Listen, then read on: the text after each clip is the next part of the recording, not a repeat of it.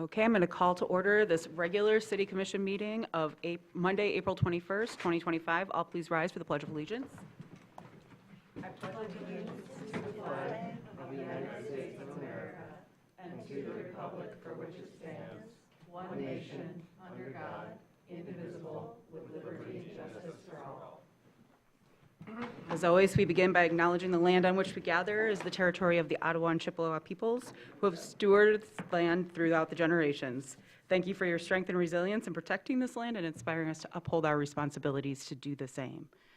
And with that, I'll go ahead and get our meeting started here with the roll call from the city clerk, please. Yes, good evening. Commissioner Anderson? Here. Commissioner Shaw? Here. Commissioner Stanley? Here. Commissioner Treadwell? Here. Commissioner Werner? Here. Mayor Pro Tem Wilson? Here.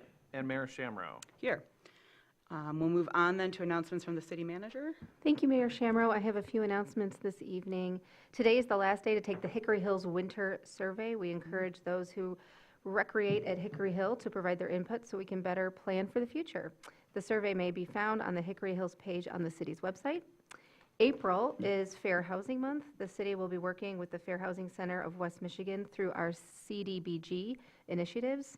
Fair housing means you can choose where you live free from illegal discrimination. More information on fair housing may be found on the city's website on the Community Development Block Grant project page. April 22nd, tomorrow, is Earth Day. We as a city are proud of our efforts to forward more sustainable tomorrow for our residents and the community at large. One of our largest accomplishments in the past year was the new Senior Center, a clean energy-powered, fully electric community center.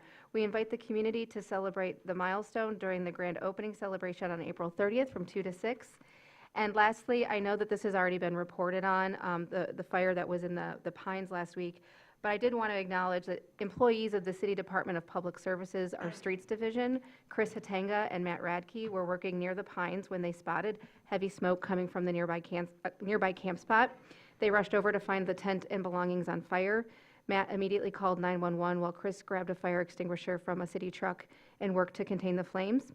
They ensured no one was inside and stayed on the scene until Traverse City Fire Department arrived. Their quick thinking is a powerful example of public service in action. With backgrounds in law enforcement and the military, both Chris and Matt continue to serve Traverse City with dedication and heart. Thank you. Thank you for sharing that. Announcements from the city clerk, please. Yes, some meetings to announce for this week, the week of April 21st, 2025. The City Commission's Ad Hoc Committee on Ethics Regulations is going to meet on Tuesday, April 22nd. That'll be at noon in the committee room, which is on the second floor of the Governmental Center. The Brown Bridge Trust Fund Ad Hoc Committee will meet on Wednesday, April 23rd. That will be at 11:15 a.m. in the committee room on the second floor of the Governmental Center. Arts Commission is going to meet on Wednesday, April 23rd at 3:30 p.m., also in the committee room. The Historic Districts Commission is meeting on Thursday, April 24th at noon in the committee room. And finally, the DDA Board is meeting on Friday, April 25th at 9 a.m. in the Commission chambers. Just one community update, that is just to remind folks that leaf and brush pickup begins on Monday, April 28th, and the crews will begin on the west side of the city, moving east, and there will be just one pass, so just one pickup. And information regarding leaf and brush pickup is available on the city's website, and that's all that I've got. Benjamin, just clarification, I believe that the ad hoc tomorrow on ethics is actually at 11:30, not at noon. Okay, let me double check. So my calendar invite says, and Jackie's nodding her head too, so Okay, I think we're. all right, okay, thank you. The flyer on the door says at noon, Yeah, but well, updating for the public, it's at 11:30, so. Thank you. And we have anybody, people here representing for Workers' Memorial Day? If we do, join me at the podium. Okay. You're supposed to, oh, are you here? Thank you.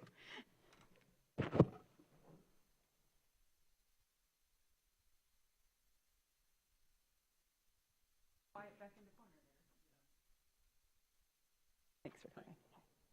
I'll read the proclamation. I'll give it to you if you want to. okay. So this is a proclamation declaring April 28th, 2025 as Workers' Memorial Day. Whereas on April 28th, 1971, the Occupational Safety and Health Act, OSHA, went into effect promising every worker the right to a safe job, and whereas every year on April 28th, communities and work sites around the world honor friends, family members, and colleagues who have been killed or injured on the job, and whereas the U.S. Department of Labor and the Federal Bureau of Labor Statistics estimates that Michiganders have died while on the job at an average rate of 147 people per year over the last decade.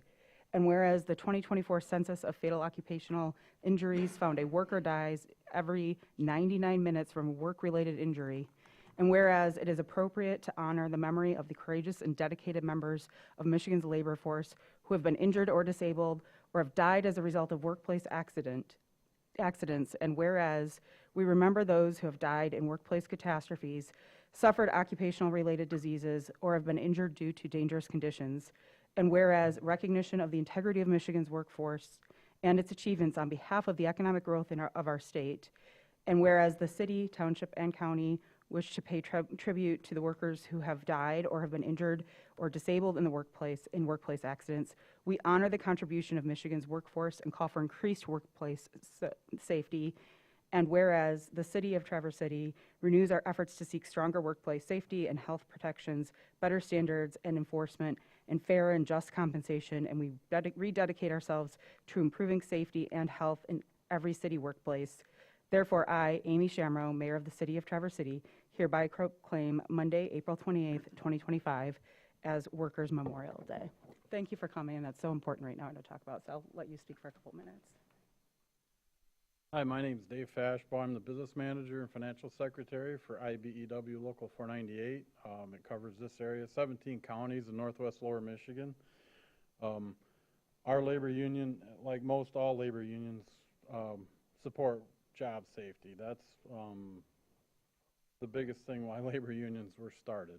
I hope you support this referendum or this resolution.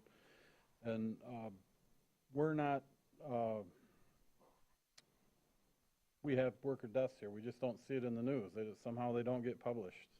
I'm on the state website, and they send me updates every time somebody dies in the state.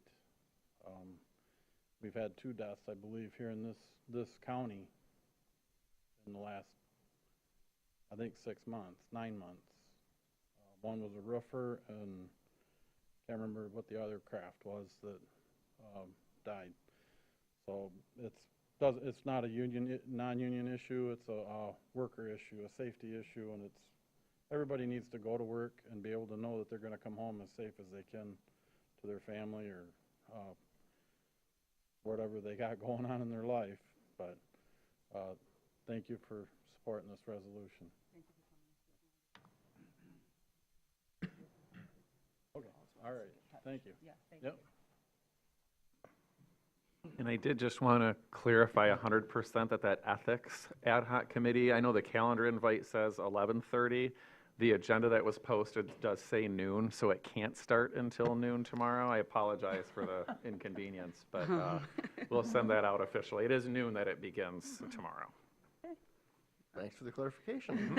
Yes. I might need to be there abridged, but What's that? I said I might need to be there a little abridged then, but that's good. Thank you for that.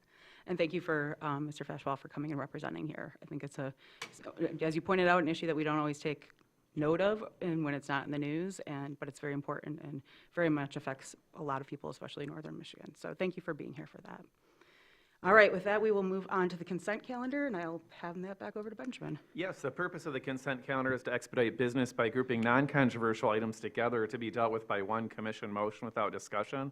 Any member of the commission, staff, or the public can ask that any item on the consent calendar be removed from it and placed elsewhere on the agenda for individual consideration by the commission, and such requests are automatically respected.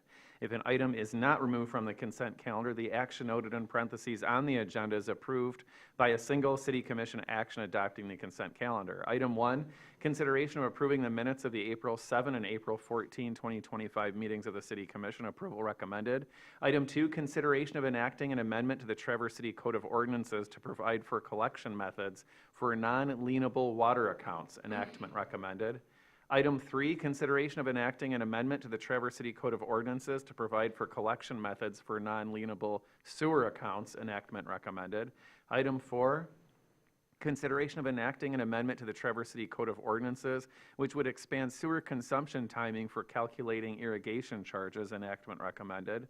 Item 5, consideration of enacting an amendment to the Traverse City Code of Ordinances which provides for year-round billing for irrigation. Enactment recommended. Item 6, consideration of enacting an amendment to the Traverse City Code of Ordinances, which would require that water customers must allow city staff to make changes to their water meter. Enactment recommended. Item 7, consideration of enacting an amendment to the Traverse City Code of Ordinances to modify the time frame in which notices of delinquent water and sewer charges must be provided to utility account holders and to have such delinquencies paid on the winter tax bill as opposed to the summer tax bill. Enactment recommended. Item 8, consideration of authorizing a contract for professional services associated with the creation of a new 5-year Parks and Recreation Master Plan. Approval recommended. Item 9, consideration of authorizing transfer of the escrowed Class C liquor license with outdoor service and Sunday sales AM/PM permits from JEH Traverse One LLC to Tacos and Tequila LLC, and authorizing the city clerk to approve the registration. Approval recommended. Item 10, consideration of authorizing lease agreements for shared property at 500 West Front Street and 851 Woodmere with Grand Traverse County. Approval recommended. Item 11, consideration of waiving the competitive bidding process and authorizing a purchase order for the repair of an overhead door frame, wall section, and associated components at the city garage as a result of damage, with the majority of the cost covered by the city's insurance carrier and the vendor supported by the carrier. Approval recommended. And finally, item 12, consideration of approving an $89,394.43 budget amendment for the Old Town TIF budget to increase budgeted expenses for intersection improvements on 8th Street and Cass Street and 8th Street and Union Street, which were completed in calendar year 2024 as recommended by the Downtown Development Authority Board of Trustees. Approval recommended. Okay, would any commissioner like an item pulled? Heather? 8. 8. Any others? 8, okay. 8 also. Oh, well, it's already pulled, so 8 is great, thank you. Anybody from the public need to pull any of these items, other than 8? Seeing none, I'll bring it back to the commission for a motion. I move that we accept the consent calendar as amended. Thank you. Support. Okay. And all those in favor? Aye. Opposed? Motion passes. So we'll start with number 8, and go ahead. I'll give, Heather, you were the one who called it, so. Right. Michelle's not here, huh? No one's representing Parks. I don't see anyone representing Parks, but I can answer questions to the best of my ability. Okay, well, I understand that an updated master plan is necessary for grants from the state, but that the plans aren't graded. They're pass-fail, so you don't get a 10 or a 2, you get a pass or a fail. And that when you submit then an application for a grant, that application is judged on its merits. It's not judged on the quality of your master plan. So the master plan doesn't impact the decision-making on your grant application. So this is a very expensive master plan, $72,000 possibly with the contingencies. There was a local group that was about half that much. I just wonder what is, these updates used to be done in-house. I know Traverse City gets bigger, but why are we spending so much money on this master plan, and why are we spending so much money on this master plan when, a park could use some new playground equipment or? Yeah, so the Parks Commission asked for this master plan bid to be reissued in February. The bids are listed in your board packet. Michelle Hunt, our park superintendent, worked with the assistant city manager, Deb Allen, to put together a rubric to evaluate and to interview. And you can see the ones that listed in bold were the top 3. They were not the highest bids. They were not the lowest bids. Yes, years ago, the city staff did the master plan in-house. The last plan that was completed in 2020 was done by Gosling Zubik. So we've done it both ways. But the Parks Commission, this is their recommendation, and they voted to move it forward to this body for approval. Go ahead, Jackie. I share some of Heather's concerns, and I appreciate the the attempt to, at a very late moment, answer some of my previous questions. However, there still seems to be some missing information. One of the things that I noticed in looking through the RFP is that it appeared that a good chunk of the plan was going to be updating the current plan as opposed to creating new content. And that made me even more scrutinize the level of spending that was being requested for it. So I would like to respectfully request that this be tabled until we can hear from the Parks Department and more information from the commission, and help us to understand things like how much of our Parks and Recs budget is actually grant funded, and how much are we investing to be eligible for grants versus how much are we actually getting. Some really, I think, important information to decision making. So that would be my respectful request. Do we have commissioners who want to speak to that? Go ahead, Mark. Just what's the time sensitivity of this? Well, there is some time sensitivity. We don't have very much time left in order to get to the public input that we would want. And there are certain deadlines. You have to work your way back from when the deadline, which I think is early next year. So we don't even have quite 12 months to complete this at this point. So what I am curious is if we did this in 2 weeks when maybe Michelle or someone could be at the meeting, would that be possible to answer some of the questions? Or do any commissioners want to just proceed? Because I will say, I understand some of these questions here of wanting a little bit more detail. I don't personally think that we just don't do a master plan and discount what, and I'm not saying it's 100% this, discount how much we get in grants, because I know we get a lot in grants. It's how we've gotten pretty much every major project over the last 10 years. And I don't think staff at this point anywhere in Traverse City has time to take on something like a master plan in-house anymore. That's why it went out last time. But I agree that there's some questions that need some answers here, and that if that is the will, that perhaps in 2 weeks, I'm not expecting it to come back as a bright new polished item, but if there are some questions that need to be answered and commissioners want to wait 2 weeks, we can do that. Or if some commissioners want to proceed forward right now, they can do that as well. So I'd leave that up to you all to make a move or not make a move. Heather?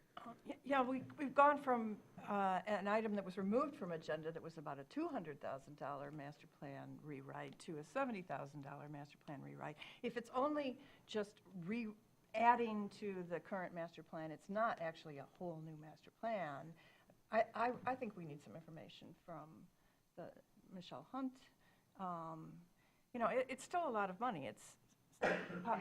It could be $70,000, and playground equipment at one of our older parks, like Ashton Park, for example, where that playground equipment is as old as me. You could buy a whole new set of equipment, and which is very inviting for current families and new families. And to tell a little story, I live over in the Orchard, well, it's the Boom neighborhood. When I was appointed to the Planning Commission 8 years ago, they had just finished redoing Clancy Park. They spent quite a lot of money, and the neighborhood contributed to it. I thought, what in the world are they doing, spending all this money on this park? There are no children in this neighborhood. There were my children. There were like 2 others. Everybody else they were original homeowners. Everybody was old. Well, 8 years later, the whole neighborhood is full of families. That park is full of families. Parks with new equipment and new layout attract families. That's very true. I am going to say, and I'm fine if we pause this, that having a master plan helps to make sure that we're equally distributing and doing projects, because I know I can say the same thing for Traverse Heights that had about 4 parks that have been neglected for decades. And so I think that's speaking to the need to have a master plan. Yeah. But I agree that we need some more information about, maybe we need some more information about the decision and how it was reached and the process by which it was reached. But I'm not going to Because we do not have a motion in front of us, I'm not comfortable with leaving it as this is an either/or of fixing a park or having an RFP. So I'm just clarifying that up here on the dais. Mayor Shamrock? Oh, go ahead. If it's the will of the commission to delay this, I would recommend that the study session on April 28th become a special meeting so that it's not delayed unnecessarily into May. We Okay. really are not, we are working on borrowed time with this project. Okay, let's do that then. And I am not saying we shouldn't have a master plan. I'm just saying, yes. I'm not saying, I'm clarifying because the statement was made of an either/or, and I don't believe that is a great. Does a motion need to be made to table, or do you just? No, we'll just don't bring it take back action? on the 28th. And so anybody who sees it as a study session, we will post it publicly as well, but it will become a special meeting so we can take action on this item. So with that, that is our only pulled item, and so we will not have a motion. So we will go to old business, number 1, which is implementation policy regarding the charter provisions, and I'm going to hand that over to you, Lauren. And just to clarify, actually, sorry, because I was part of this. We did have this conversation initially a couple months ago almost now. Gave everybody some time to digest it, send feedback, ask questions of both the commission and the public. And so this was ready to be brought forward. I suggested we bring it forward as a draft, just so everybody had a last look at it.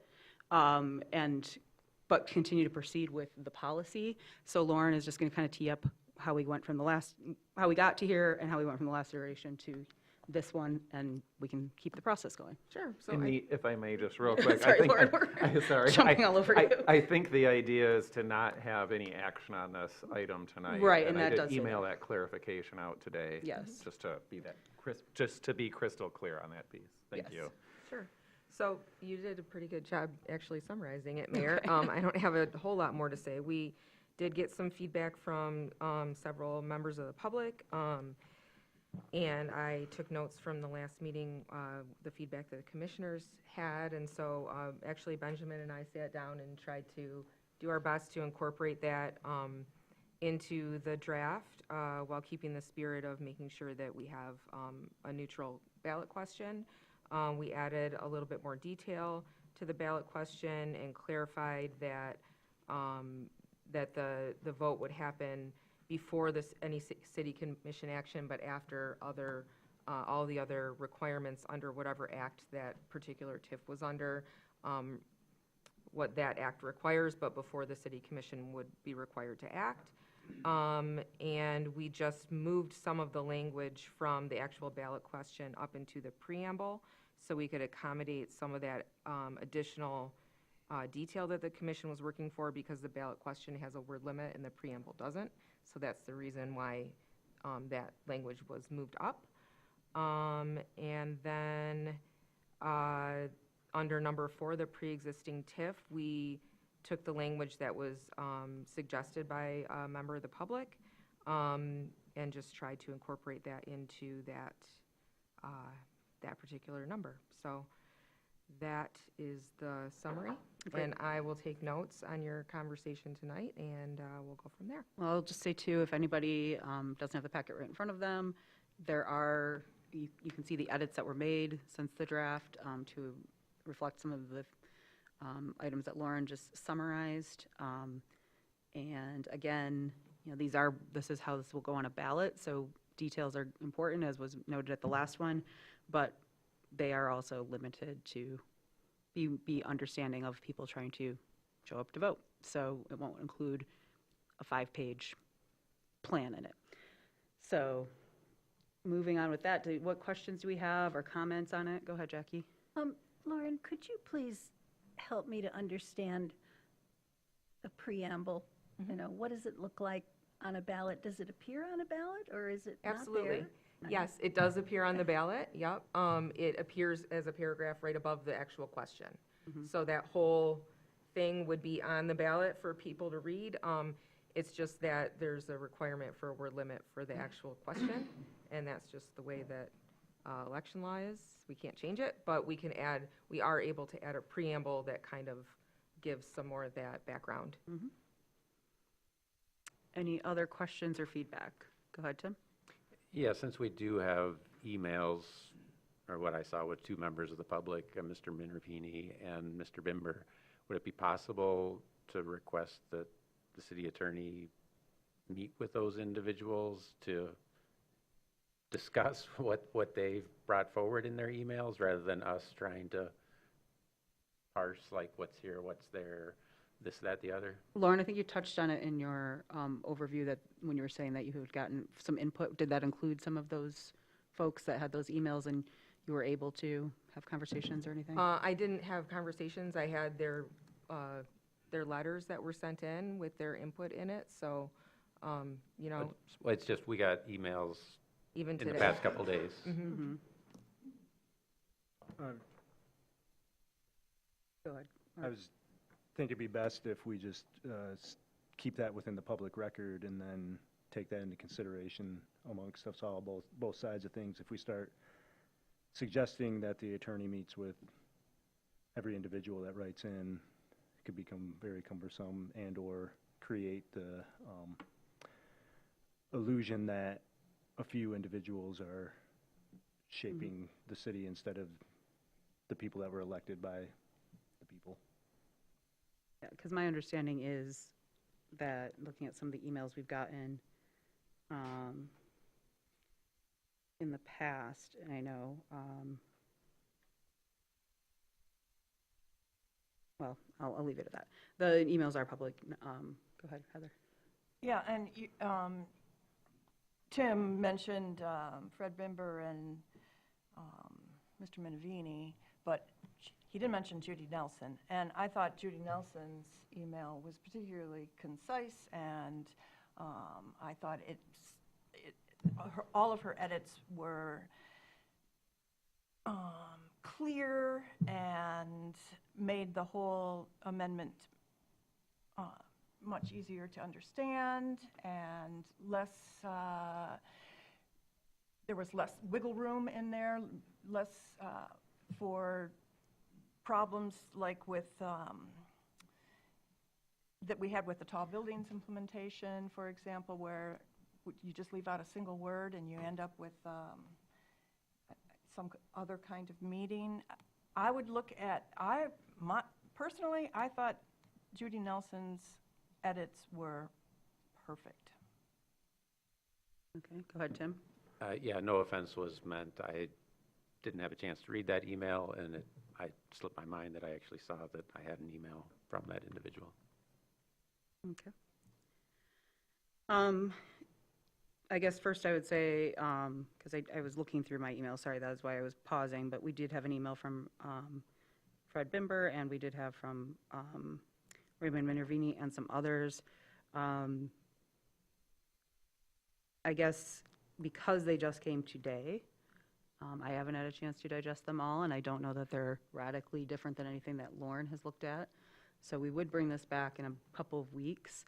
What I think I would ask is, and we'll have public comment on this even though there's no action being taken, is Lauren, if you want to digest some of those, if there are some further edits that you would want to make, or if not, when we bring it back, you can certainly explain why you don't think they apply in this case.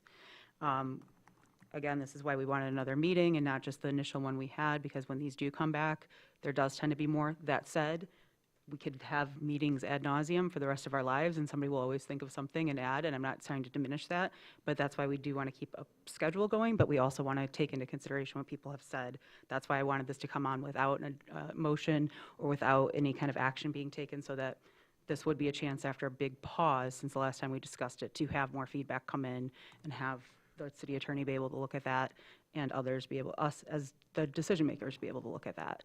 So I guess I would say to that, not a guarantee that that will be there, but we'll have Lauren look at it and give feedback on any of the feedback or any of the emails or public input we've gotten since this agenda item was reintroduced this week. Yeah, go ahead, Jackie. I think the last time this came before us, I was commenting in favor of more specificity within the ballot language itself, and I am still hopeful that we could get a few critical facts within the ballot language itself. I think if we could just identify who's sponsoring it, what is the time period, what is the total dollar value, and what is the purpose, you know, that would really go a long way toward clarifying and I'm hopeful that with that handful of facts, that voters who are considering how they wish to weigh in on this would be pretty well informed about what the proposal actually is. Could you clarify for me what you mean by sponsorship? That sounds very Well, corporate and oh. fingered, so I You think know, that a lot is of it times our initiatives are not DDA? corporate. Is it a DDA? Is it a brownfield? You know, Yeah. who is proposing this TIF plan? I'd be curious to hear Lauren weigh in on that at the end of the day. I'm taking notes, so Yeah. Okay. if So I that's have, a fair if I point. have Yep. 2 more weeks to come back, I think that's very fair, so thank you. Great, yep, no problem. Okay. And I had another question. Are we thinking about not only TIFs that come from a particular source, but also TIFs that are initiated by petition? Are we hoping to have our policy operative in both of those situations? There's no way to initiate a TIF by petition. Nope. So it has to, in How about every an instance amendment? of a statute that creates or allows a TIF, there's a process laid out whereby it would come from, like, the DDA would propose a TIF, or, you know, the Brownfield Board would, there's a specific process that's laid out, and there's no room in any of those for an initiative. And those are It's- legislatively, that process is legislatively laid out, and it has room within them for voter appeal, correct? And would Yes. there be At the end of the an day, amendment? Hold on just a second. I Depending have on the how they're question. created, so for example, a DDA TIF that's created is done by ordinance, and then that ordinance could be referendumed by the public after it is adopted by the city commission, but there's no way for the public to initiate an ordinance that creates a TIF. Because there are public hearings that are required, it has to come from the DDA with a plan, then there are public hearings, and then the city commission would adopt an ordinance that creates it. So there's no way to do that by initiative. Yes. Okay, I saw Heather and then Tim. So in fact, it's really impossible for a TIF to come to a vote without it having appeared in the public. Yes. So whether it's the Brownfield, whether it's the DDA, or if the city, for example, were to come and say, we want to create a TIF on 14th Street, for example, it would always be debated and discussed, and there would be a public hearing Yes, before correct. it would appear on the ballot. Yes. Okay. Go ahead, Tim. But that's to create. Does that apply also to modifying, amending, or extending? Like if there was a petition initiative for a charter amendment to whatever, amend, modify, To or amend or extend. if the citizens initiated a charter amendment to create a TIF Not by to charter. create. No. Just to So are you saying like modify- if an existing TIF needed to be Existing modified, TIF. it has to go through a public process and then would need to be Yeah, voted on? it would have to come from the DDA board with a plan. Yeah. If you're changing a plan, Okay. the that's what I'm just- modification would That's what I'm come, asking for. correct. So it's not E- just creating, it's No. modifying or extending even. But that's already, the difference, I think, when the question before is that kind of modification would now be covered by these proposals, correct? Like they automatically have to go to a vote? Yes, Yeah. yes. And so if there was a new TIF, it doesn't fall under this, it would go through the statutory process, but there would be public hearings and Yes. it would ultimately be an ordinance that could then be paused and challenged if someone didn't want it to go through Right. a referendum. Right, so for So- example, the DDA, a possible modification would come from the DDA board.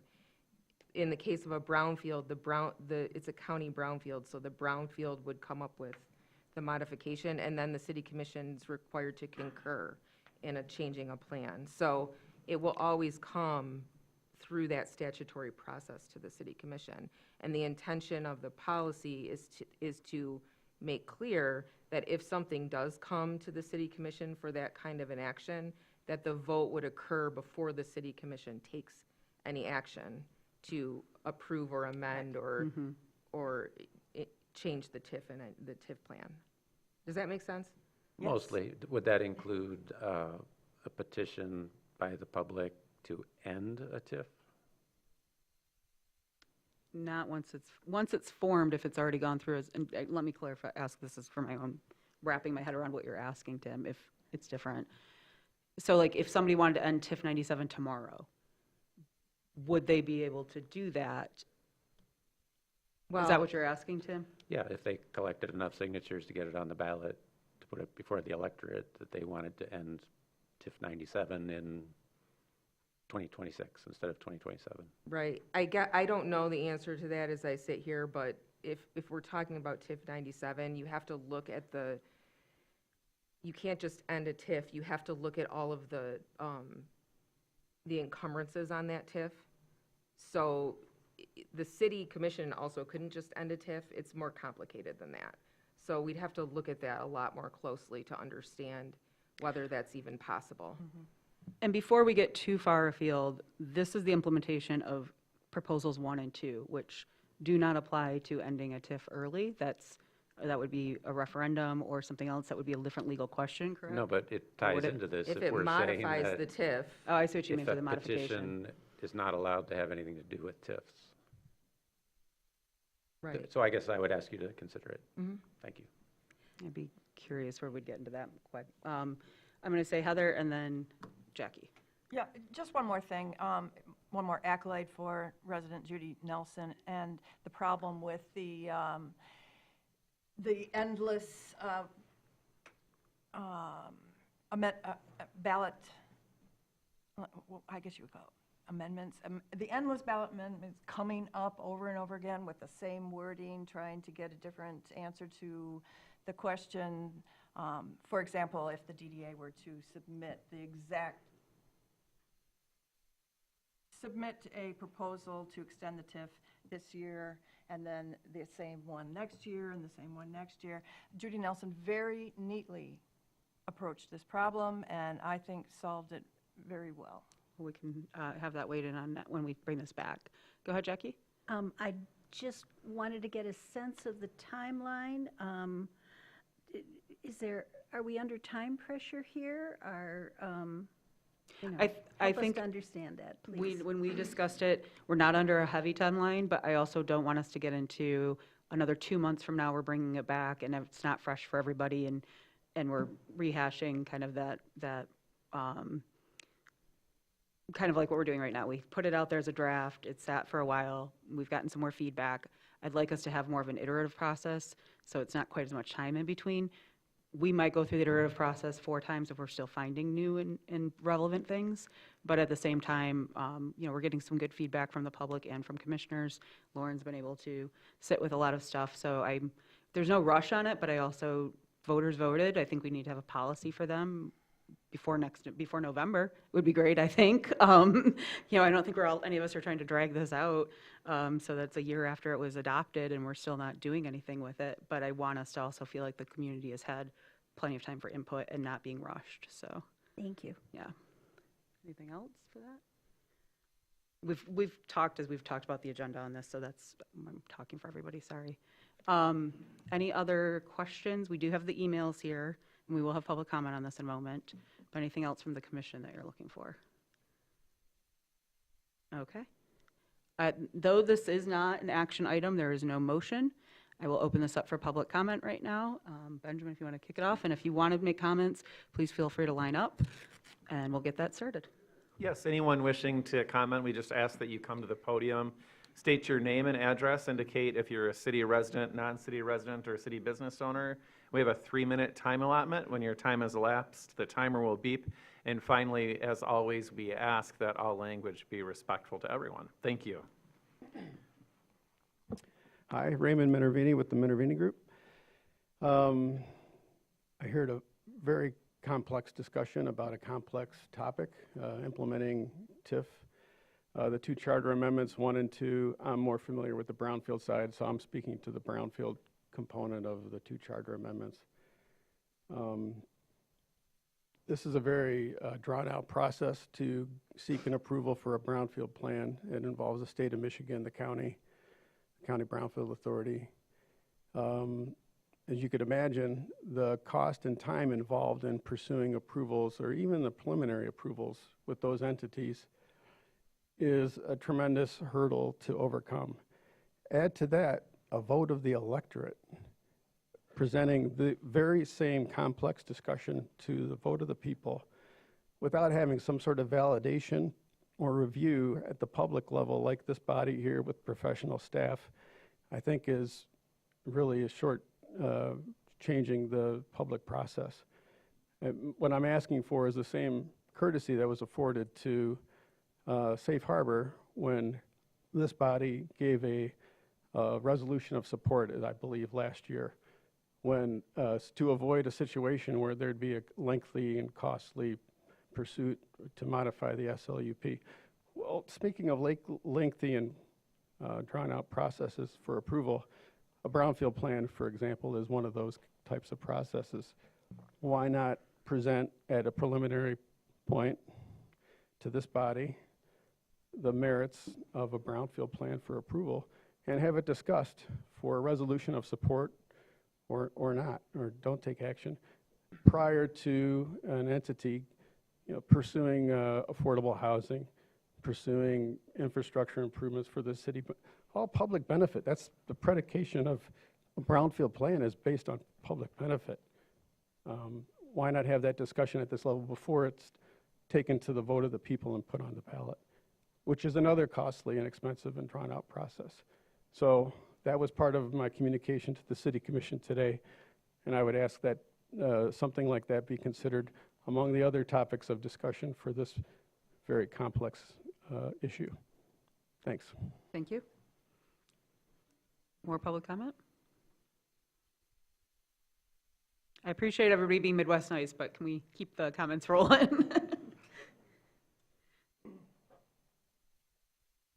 Fred Bimber, 1223 Randolph Street. Excuse my hoarseness, I'm a little bit under the weather here today. The second draft is not an adequate attempt to establish appropriate procedures for dealing with City Props 1 and 2. Currently, the most glaring example of that is the endless, unlimited do-overs that would be permitted to somebody if the voters disapprove someone's TIF proposal. That should not occur. That is an attempt to evade the voting rights of city voters who have once voted something down. In fact, the city attorney often represents that she's trying to protect the city from potential liabilities and lawsuits.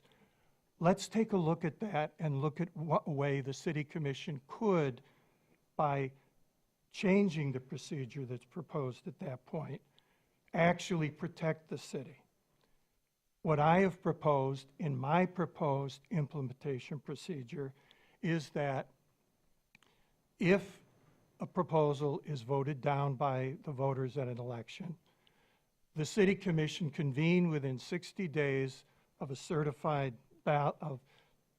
election results, and it can then either vote to disapprove that proposal or vote to take no further action. If it votes to disapprove that TIF proposal, you've undercut the basis on which somebody that feels aggrieved by that election would attempt to deal with it. The City Commission turned him down. Hopefully there will be a majority of City Commission members that recognize voting it down is the civic-minded thing to do, and that party won't stand a chance in court.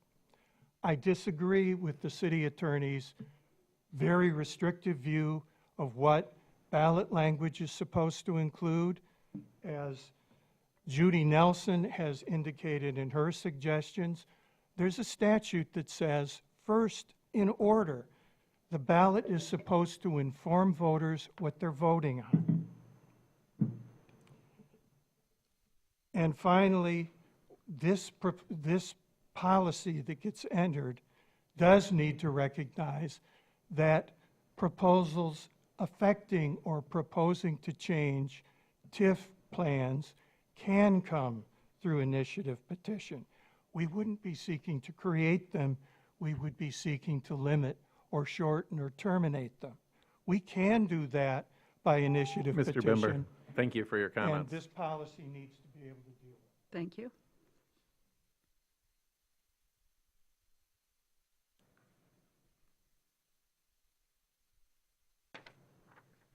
Judy Nelson, 429 South Garfield Avenue. I almost feel like, what's my point? Everybody's made them for me, but I will repeat. First of all, Lauren, this is an improved draft over the last one, so thank you. As people have said, I really feel that the ballot question could be more informative. There could be more what I would call factual and neutral information in it, such as the requesting entity, or I believe Jackie called it the sponsor, the estimated total funds to be captured, the legal authority, that's real simple, it's either Brownfield or the TIF Act, and the purpose of the plan.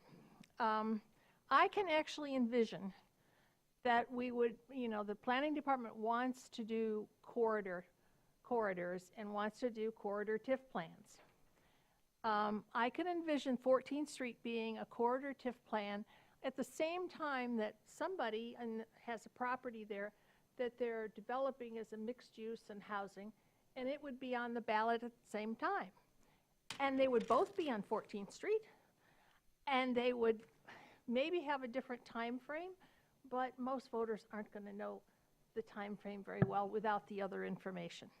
So I support the idea of getting more information. It can be either in the preamble or the question, as long as it's there. My other thing, and I would agree with Fred Bimber, that this idea of going back over and over and over again with the same identical proposal is just crazy.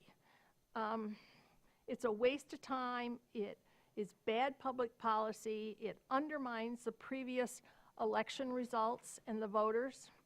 I understand that some commissioners think that that would be foolish and people wouldn't do it. But I bring to your attention the DDA. And frankly, the charter amendments on the ballot last fall, most of the discussion, at least 3/4 of it, was around the MDF plan. They passed because people did not want an extensive MDF plan. And so what is the DDA going to do? They're going to put the MDF plan on the ballot again this coming November, or somebody just told me maybe August. I don't know. But so, and without any changes. It's just foolish, or as Thank you. You can finish your sentence. It's foolish, or you can finish your sentence if you'd like. or the definition of insanity. Thank you. That's a good way to end Trying that. the same thing over and over again and expecting a different result. Thank you, Judy. Any other public comment on this item? Bringing it back, I did want to clarify that, to my knowledge, and unlike here, I'm not at any kind of agenda reviews or anything. There is no plan to move the Moving Downtown Forward plan to a vote anytime soon. Certainly, I think if it was August, the ballot language would basically have to be out right now to start getting approved. So there will be public meetings if that does happen. It will be on a DDA agenda ahead of time. So just wanted to clarify that as factual. Will it move forward at some point one day? Probably, I would think so, because it has been, but that is not that's not part of the process right now, and that will be publicly discussed when the process does move forward. With that, go ahead, Mitch. Yes, one of my, I guess, concerns or in general queries with a process like this is looking at institutions or municipalities that have done similar things, and in my searching I cannot find any other municipalities that have gone through anything similar, which makes me worried that we are in a unique situation with unproven legal ground that regardless of what language we ultimately accept, we are putting ourselves at risk of potential legal action against the city from people that are either thinking this is giving too much to potential applicants or removing too many rights from them. Thank you for that, sharing that. Is there any other final comments, thoughts that anybody wanted to share for Lauren to take as she's digesting all of this? Okay, well, thank you, everybody, for your input. I appreciate that. Thank you all the public for feeding back. Like we said, we're going to have Lauren look at that, bring back another draft, or have some more information on maybe some of the questions that were raised if they're not in the draft for some reason, and we will continue this conversation. So I want to thank everybody for that, but again, there's no action being taken, so we're not going to have a vote right now. So with that, we'll move on to item number 2, which is a Code of Ordinance update coming from Chief Richmond. So I will give that to, I don't know, Liz to kick it off, or are you kicking off, Chief? Well, I can kick it off while Chief approaches the podium. So back in December, we proposed some ordinances, received some feedback from the community and from the commission. And so we are bringing back one of those tonight, and I will turn it over to Chief Richmond to explain what we think the value in this ordinance amendment is for our public safety. Good evening, Matt Richmond, Chief of Police, Traverse City Police Department. And actually, the ordinance before you tonight was not one of the 3 that we brought before. We took your feedback, we took feedback from the ACLU, we took feedback from the commission and agenda review, and it was advised that this ordinance should be the only one on the ballot tonight. This ordinance is an amendment to the parks general ordinances, providing a tool for enforcement of those ordinances within the parks when other means do not work. Currently, right now, if we enforce our park ordinance, we usually give everybody a warning. We tell them that they need to change their behavior or discontinue the actions that they're currently doing. If they comply, then that's the end of our interactions. If they do not comply, then they can be issued a civil infraction or a misdemeanor appearance ticket. If they continue not to comply at that time, then the ordinance that we're asking for is a trespassing component to that. So if they do not comply after those 2 things have been provided, then they could be held responsible and arrested for trespassing. This is not attached just to the camping ordinance. I know that's going to come up because we put out a date that we're going to enforce our camping ordinances throughout the city come May 6th. It attaches to each and every ordinance within the park's general ordinances. Currently, there is already one section that does encompass this same language. It's under events in public and in the parks ordinance. If they do not comply without ending an event without a permit, we can ask them to leave, and if they do not, they can be held responsible for trespassing. Do we have any questions first? Go ahead, Heather. So just to be clear, this ordinance would come into effect if somebody is throwing garbage around, camping, swimming where they shouldn't, building a fire, Correct. It shooting would off be fireworks, driving a car across the park, and the penalty would be, well, that you would be asked to leave the park First. and if you don't leave the park, you will be escorted from the park for the rest of the day. correct, and that's after we make contact with them. We address the situation. Hey, you can't do this. It's against city ordinance. Please stop. If they refuse, then we can write them a ticket or an ordinance or an appearance ticket, as outlined already. And if they continue, or if after that we ask them to leave and they refuse, then we can remove them for that day. It means that they can come back and utilize the park tomorrow, and hopefully the behavior is different, and we go about our business. Okay. This isn't something that we're looking to, you're in the park, you're a violation, we're going to arrest you on the spot. That's not what we've done. That's not what I've advised our department to do. It's make contact with those individuals, correct the behavior. If we can solve it by a discussion, then so be it. That's the best way for everybody involved. If not, we move on to a civil infraction or an appearance ticket, and if they continue, then we can take them to jail for trespassing, after they've been advised to leave and refuse. So it's just the same as an ordinance or the trespassing on the books now and in our parks ordinance already. They would be told to leave the park, and if they refused at that time, they would be arrested for trespassing. So do we have other questions, or does someone want to make a motion? Mitch? If somebody is violating laws outside of our parks ordinance, say they are being drunk and disorderly in a park, or they are driving a motor vehicle in a reckless manner, could they not be charged for those and arrested accordingly? If they violate a city ordinance or a state law anywhere in the city, they can be charged with whatever crime or ordinance they have violated. Go ahead, Mai. So I just want to clarify something you said prior to Commissioner Treadwell's question, which is that this is bringing the parks, and I want to make sure I'm understanding this correctly, that this was bringing the trespassing element of the parks, what relates to parks, in alignment with our trespassing as exists in the rest of the city? Is that what, so you were saying that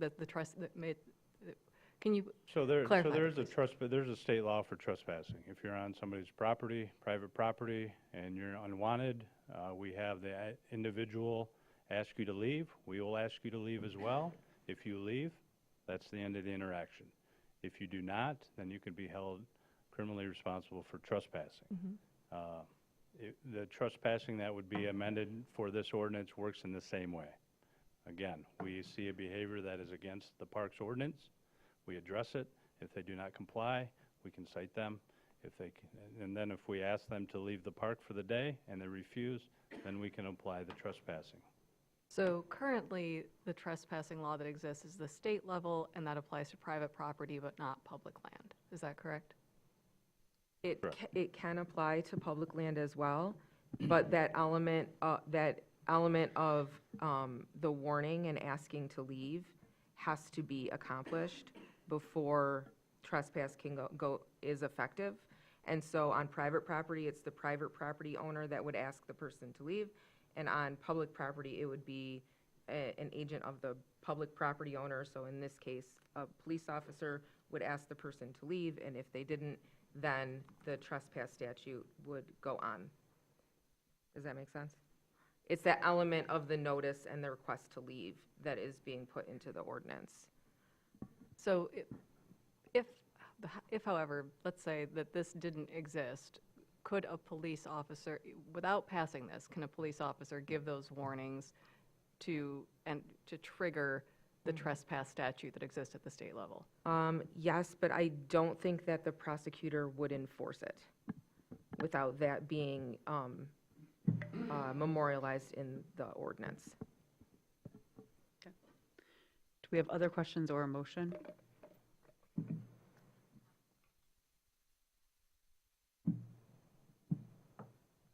Go ahead, Jackie. I move that amendments to the Traverse City Code of Ordinances, Chapter 1064 Parks, which would allow officers to give a trespass warning in city parks, be introduced and scheduled for possible enactment on May 5th, 2025. Go a second. I'll second. Thank you, Commissioner Shaw. Okay, now if anybody wanted to have any broader discussion or further questions, please feel free. Go ahead, Mitch.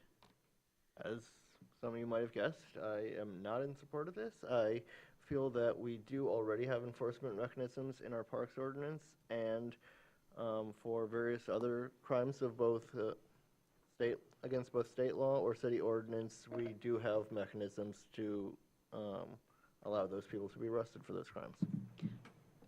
Sorry, Chief, you just sat down, but I was going to ask for you to kind of clarify, because what I'm hearing is that actually, at the end of the day, the enforcement kind of does need this meeting added to it? Or? That is my understanding in talking with both the city attorney and the county prosecutor. We have not, to my knowledge, on public lands arrested them for trespassing. It's usually just private properties. Okay, so. I didn't say for trespass, I said for other crimes. I guess what is the question again? Yeah, that's where He didn't ask a question. yeah. Oh. I'm sorry, I was asking for clarifying of, So, so of other if crimes. somebody is driving a vehicle in a reckless manner, they are Yeah. violating the state motor vehicle code Mhm. and could be arrested and have their vehicle impounded for that. Okay, That's an Thank you example for of that. another crime. okay. Go ahead, Heather. Is that the same for camping? No, there wouldn't be an arrest for camping because camping is not a misdemeanor under the ordinance. I'm looking to make sure. Yeah, it's a civil infraction, so it would be a ticket and not eligible for arresting without a trespass.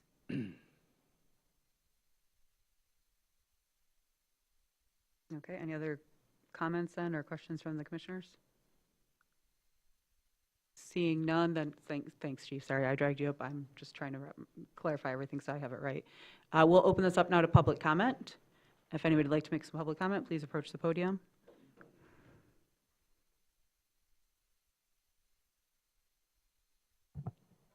Hello, my name's Amanda Siggins. I'm not a resident of Traverse City, but I do work here, and I do work with the unhoused community. I've been arrested in Traverse City for being homeless myself, and spent 3 days in here as a teenager in your jail. And I can tell you that nobody wants to be homeless, and we should not be arresting people for having to survive. And if that means camping on publicly paid property, that's probably their last option, and I don't think that you should be able to put people in jail for that. Thank you. Thank you. Any other public comment on this item? My name is Justin Reed. I'm a Traverse City resident. So to me, this ordinance is kind of before the cart, horse before the cart. Is because since the Safe Harbor plan, the Planning Commission did approve the whole entire thing with Safe Harbor, and it still has to go through a public hearing from the city commissioners. Is that I think that should be done first before doing this ordinance. I think Safe Harbor has to be around before this ordinance actually goes into effect, and I think doing it right now is way too early. Thank you. Thank you. Any other public comment on this item? Seeing none, I'll bring it back to the commission. Any other comment? Or we'll call the vote. All in favor? Aye. Opposed? No. Roll call? Commissioner Anderson? Yes. Commissioner Shaw? Yes. Commissioner Stanley? No. Commissioner Treadwell? No. Commissioner Werner? No. Mayor Pro Tem Wilson? No. And Mayor Shamrow? Yes, but motion fails. Fails. That's correct. Okay, so moving on to item number 3, that is the Kayak Bike and Brew. Basically, we had a conversation about this a couple weeks ago, and this is now being brought to us for just the 2025 contract. Is that correct? That's correct. Okay. Want me to provide a quick overview? Yep, please. Yes, so the contract or agreement that the city had with TC Ale Trail, which operates Kayak Bike and Brew and Paddle for Pints, expired last year. And at the city commission meeting approximately a month ago, the commission discussed asked for me to work with Mr. Daly, who's the owner of TC Ale Trail, to present you with terms of a potential 1-year extension, which I've done, and I'll explain the next steps if the commission so desires, which is this agreement would reduce by approximately 70% the total number of maximum allowable patrons to participate in their tours. So from a maximum of 4,100 to 2,400, which is again approximately a 70% decrease. It also would decrease the rent by approximately 62%, or close to 67% if you were to presume that a 3% cost of living or inflationary adjustment would have been made to the rent, which historically had been the case. And then this also would provide for 50% of their rent payment to be due before the first wave of patrons, with the balance or the remaining 50% by July 1st. Those are the terms that we developed between the two of us, and so that's what's before you. I do want to say that I'm very much looking forward to a community discussion, which I think will mostly happen before it gets to you at the Parks and Recreation Commission level, to discuss these types of requests and get an understanding of where the public is at in terms of how they should be considered, the lens with which they perhaps should be looked at, and also the fee structure. And I anticipate something coming back to the City Commission probably in the fall, right around there. So that has been something that just, I've had some pause over bringing something before you because we haven't had that discussion. I think that it's really good to do so. So with that, I'd be happy to answer any questions. Questions or a motion? Go ahead, Jackie. Question. Thank you for mentioning the public input, because my question was going to be whether it's conceivable that Riverfront and other city residents might be able to participate in those pre- and post-season meetings, that, you know, that they would have standing to have their voices heard in that venue. Yes, I mean, I can tell you that whether it would be at, I mean, I see no reason not to include residents in those pre- and post-season meetings, or they can certainly provide me with their thoughts directly, and they have in the past. They might not have recently, but I'm always very much interested in their input, and we need that. Does that answer your question? It does. Okay. Thank you. Oh, go ahead.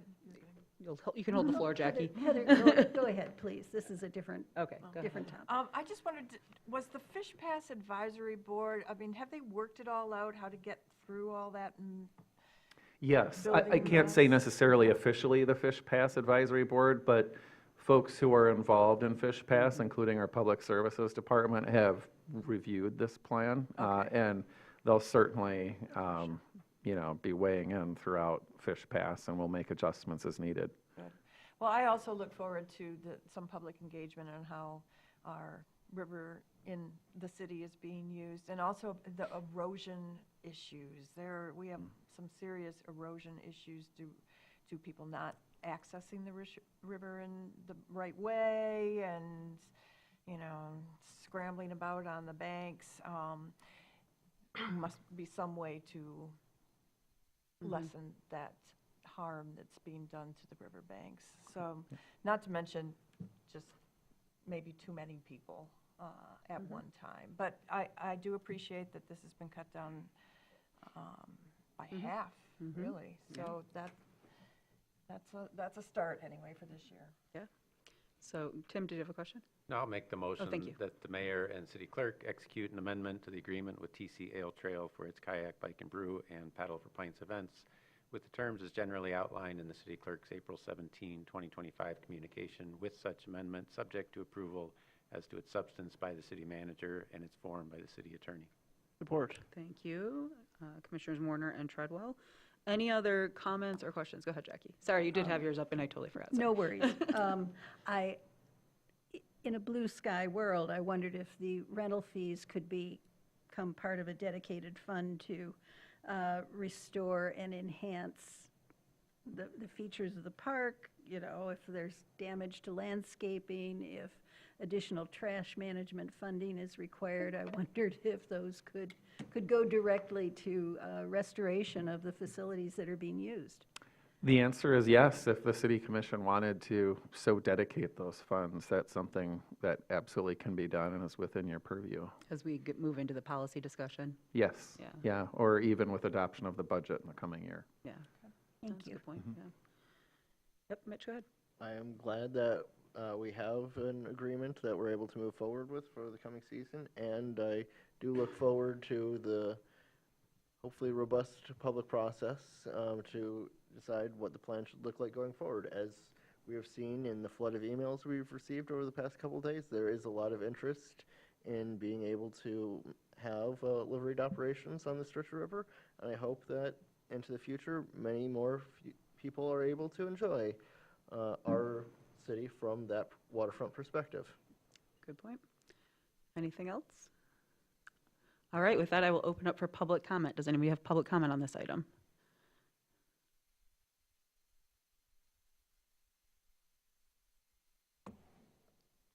All right. Good evening, everyone. Todd Klepper, city business owner and member of North Boardman Lake District Association. As we prepare for the busy summer season, we continue to face challenges and uncertainties such as the constantly fluctuating food cost, ever-increasing equipment and repair costs, and a scarcity of 20-somethings with more experience and capabilities to do some of our back-of-the-house tasks. But I'm not here tonight to ask for relief or assistance for these challenges, although we do greatly appreciate your efforts to increase affordable housing opportunities in the city. Rather, I'm here tonight to ask for your support in providing a little consistency to help balance out all the uncertainty. For almost a decade now, the filling station and many other local establishments have benefited from our partnership with Paddle for Pints and Kayak Bike and Brew. From May to October, this partnership brings in patrons to enjoy our establishment. Since Troy and his team do a great job running these events, we know the size of the groups, when the groups will come and leave, and are able to get to know and work with the guides individually. This is key to our ability to staff properly and provide all guests with the best possible experiences. Over the years, Troy and his team have absolutely listened to business, city, and public feedback. As a result, the group sizes are smaller. Responsible beverage consumption is strongly encouraged, and as are opportunities to order food at each stop. These changes have helped events run smoother and safer while increasing their positive impacts to the area businesses and lessening some of the negative impacts. Working with a responsive, consistent team like Troy's is far better than past alternatives or the independent groups that show up unannounced and don't abide by the parameters outlined in these agreements. Additionally, I feel it's important to point out that I have a great view from Hall Park, and I'm there a lot, maybe too much. And I have never seen a situation where another community member or visitor has not been able to access the boat launch at Hall Park. In fact, Troy's staff has always seemed accommodating and makes every effort to stage the kayaks in a consolidated manner and out of the way. And if I can shift my focus to the river for just a second, something I have been fortunate to enjoy my whole life here in Traverse City. Since the first test run that Troy and I took down the river over 10 years ago, it has been of the utmost importance to minimize the impact to the river. Groups like Leave No Trace are the model for how these types of tours should be run. Kayakers are told to make sure all trash is kept in their bags until they can dispose of the waste properly. Guides monitor this and other guidelines are followed and attempt to pick up any trash they see, most of which is not related to the tours at all. I have said this many times, but I believe strongly that people are more likely to support the protection of our environment if they have opportunities to actively enjoy the outdoors, whether that be hiking, biking, or kayaking. Paddle for Pints and KBB are a vital part of our business's ability to grow and prosper and enable us to continue our efforts to be a positive Mr. contributor. Klepper, Can I thank finish you. real quick? You can finish your sentence. Okay. I enthusiastically lend my support to Troy's efforts to make this agreement happen, and I hope you guys can support it too. Thank you, Todd. Brevity is not my strength. So You didn't do too bad. Any other comments on this, thanks? Troy. Troy Daly, Traverse City owner of Kayak Bike and Brew. Thank you again for the opportunity to speak tonight and understand our relationship with the city over the past 10 years. We have proudly contributed to Traverse City's outdoor recreation scene by offering unique and memorable experiences that connect residents and visitors to our beautiful waterways, trails, and vibrant local businesses. As I ask for your approval this evening for a one-year extension, I am also excited to continue the conversations about the future and our continued partnership with the city. Our commitment remains strong. We're here to adapt, grow, and continue giving back. And beyond the tour, our participants often stay in nearby hotels, eat at local establishments, and shop in the neighborhoods that they explore with us. They are a key piece of supporting Traverse City's hospitality industry, helping drive all dollars to the businesses that make this area so special. And I'm sure you have received letters, and there are people also here tonight. We are also proud advocates of healthier drinking culture. We are certified through the Better Drinking Culture and require all guides to follow and promote overly responsible consumption, if any. Our team regularly preaches and practices these standards on the river. And sustainability is a cornerstone of our operation, and we're committed to minimizing our environmental impacts while maximizing the value and accessibility for our city residents and visitors alike. And we discourage alcohol on the river during our tours. We go the extra mile to ensure our guests leave no trace and protecting the waterways, wildlife, and all the parks that we enjoy. I appreciate your time and thoughtfulness and consideration as we continue our partnership. I just wanted to add, now that I got through that I completely agree with you. I would love for all the rent money to go into a fund to go into the rivers. Over the last 8 years, I don't know where the money has gone. I know that it's gone into like the general, but I don't know where it hasn't impacted the river or the access in a direct manner. So I would appreciate that as well. Thank you. Thank you, guys. Go ahead.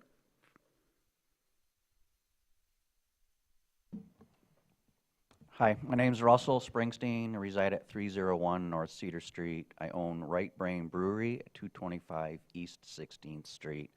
I'm in support of Mr. Daly. He's run an incredible operation since I've known him. What he says he will do, he does. And it's a great partnership to have. I also have concerns because I am frontline for a lot of people. I speak to many people that come to my establishment, and something concerning that's come up at least 5 times since the original ticker is from local residents and from residents who own second homes here. Why is the city extorting this business? I don't support that term, but I think you need to know that that is being thrown around. And so I don't think that's a perception or a good reputation for the city. I'm not sure how this arbitrary number came about, and that's what's discussed with other people too. Where did this number come from? Today's news said it went from $48,000 to $30,000, which I find pretty interesting. If you're going to limit the numbers of people to say 2,500, that's $1,250 user fee. Is this a user fee? Is it a tax? How are you coming to this number? I'm curious. If you can tell me, and we could all do that, I can tell the people who are asking these questions so that I can be better informed as well. Just know that in the past few years, the numbers have declined significantly. And when I said, I guess 30%, because I see it coming through my door, 30% in the last 2 years. So maybe that's where that 60% decline came from. Not sure. But I can tell you that with our economy, that our tourism is not what it used to be a few years ago. And so I would hate to push people away. Also, people are saying that, oh, we heard that that's canceled.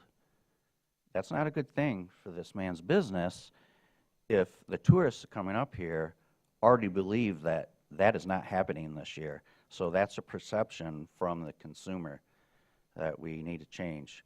I happened to do an event in Petoskey last week, and they said, oh man, we get all your overflow in the summer. And all I could think of is, well, I hope to get yours.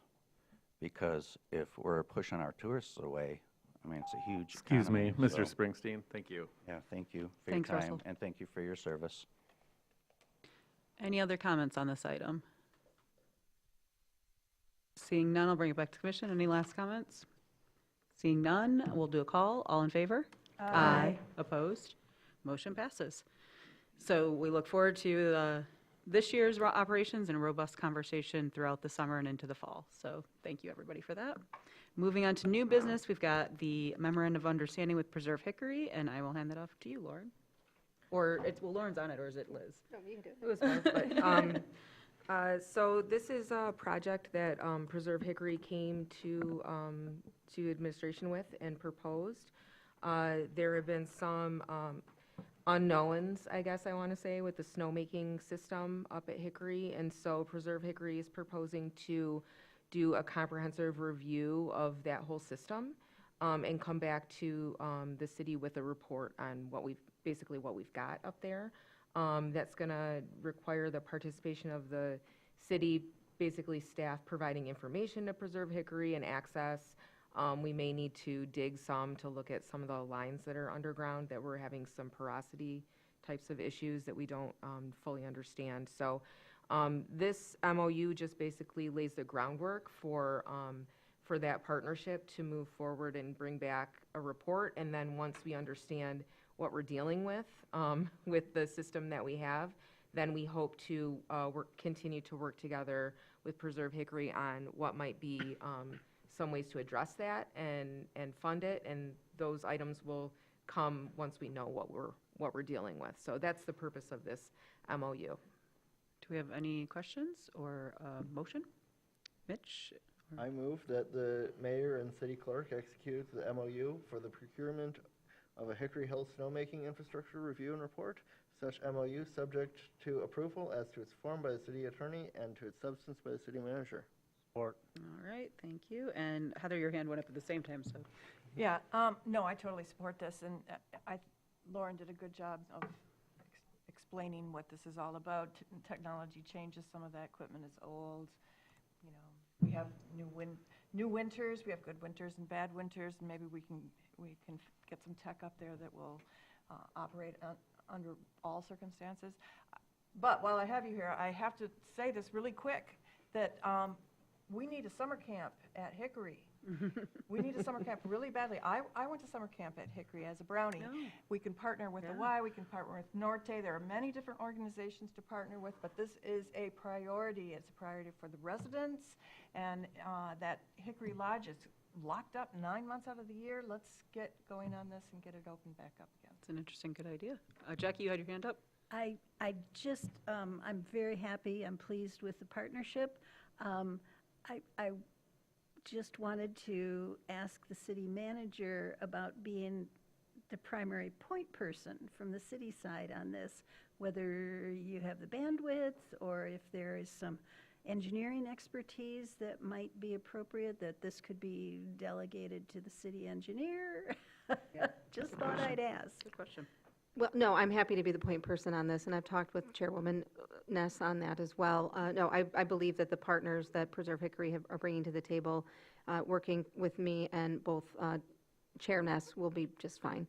I also did want to point out for the record that this is the first recommendation coming to this body from the Hickory Hills Advisory Committee, and so I just wanted to put that in the record. That's great. Great, thanks. Other questions or comments?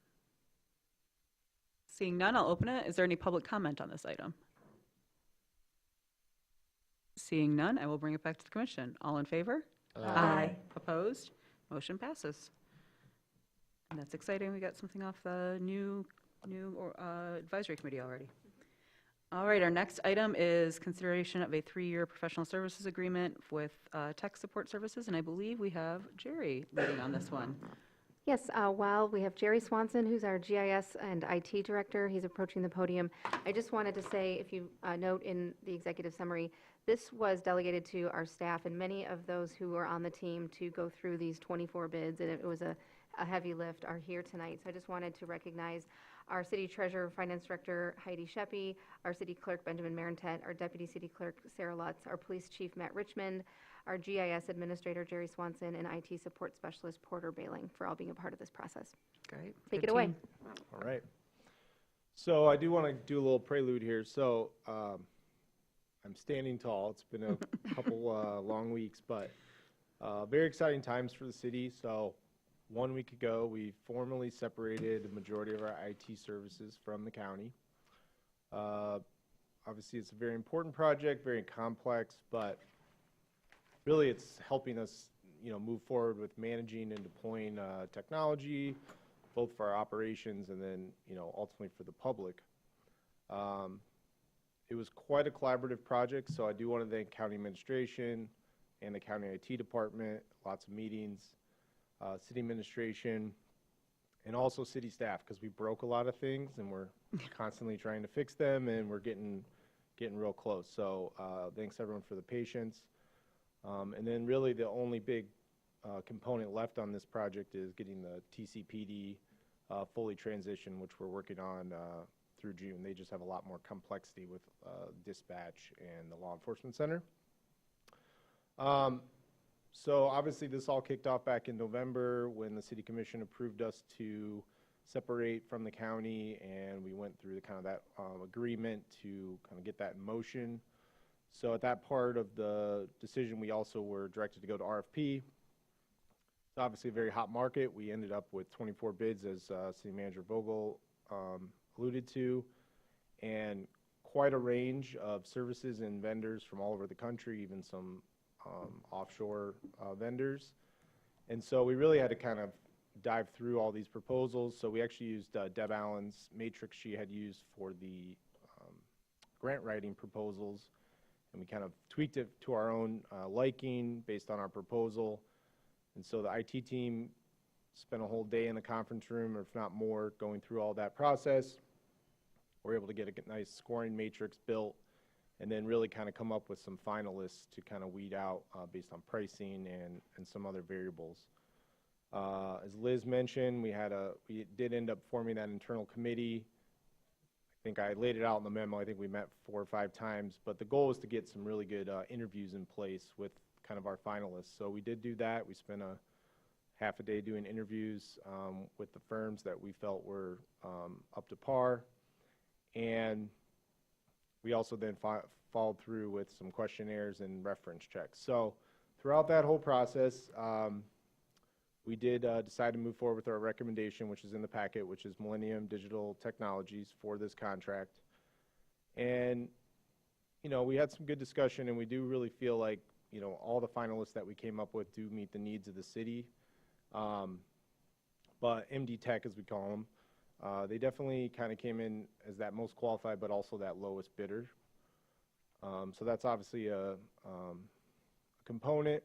You'll see as we get into budget talks, you know, one thing that's always been a concern to me when I started looking at the city's IT was we never really had a true cost of what things cost. We didn't really have a good way of tracking how much technology that we spend throughout our departments. And so we're really working with Heidi. We really honed in on a good, you know, core amount of services we need and costs and replacement. And so that'll come out obviously in the budget in the coming month.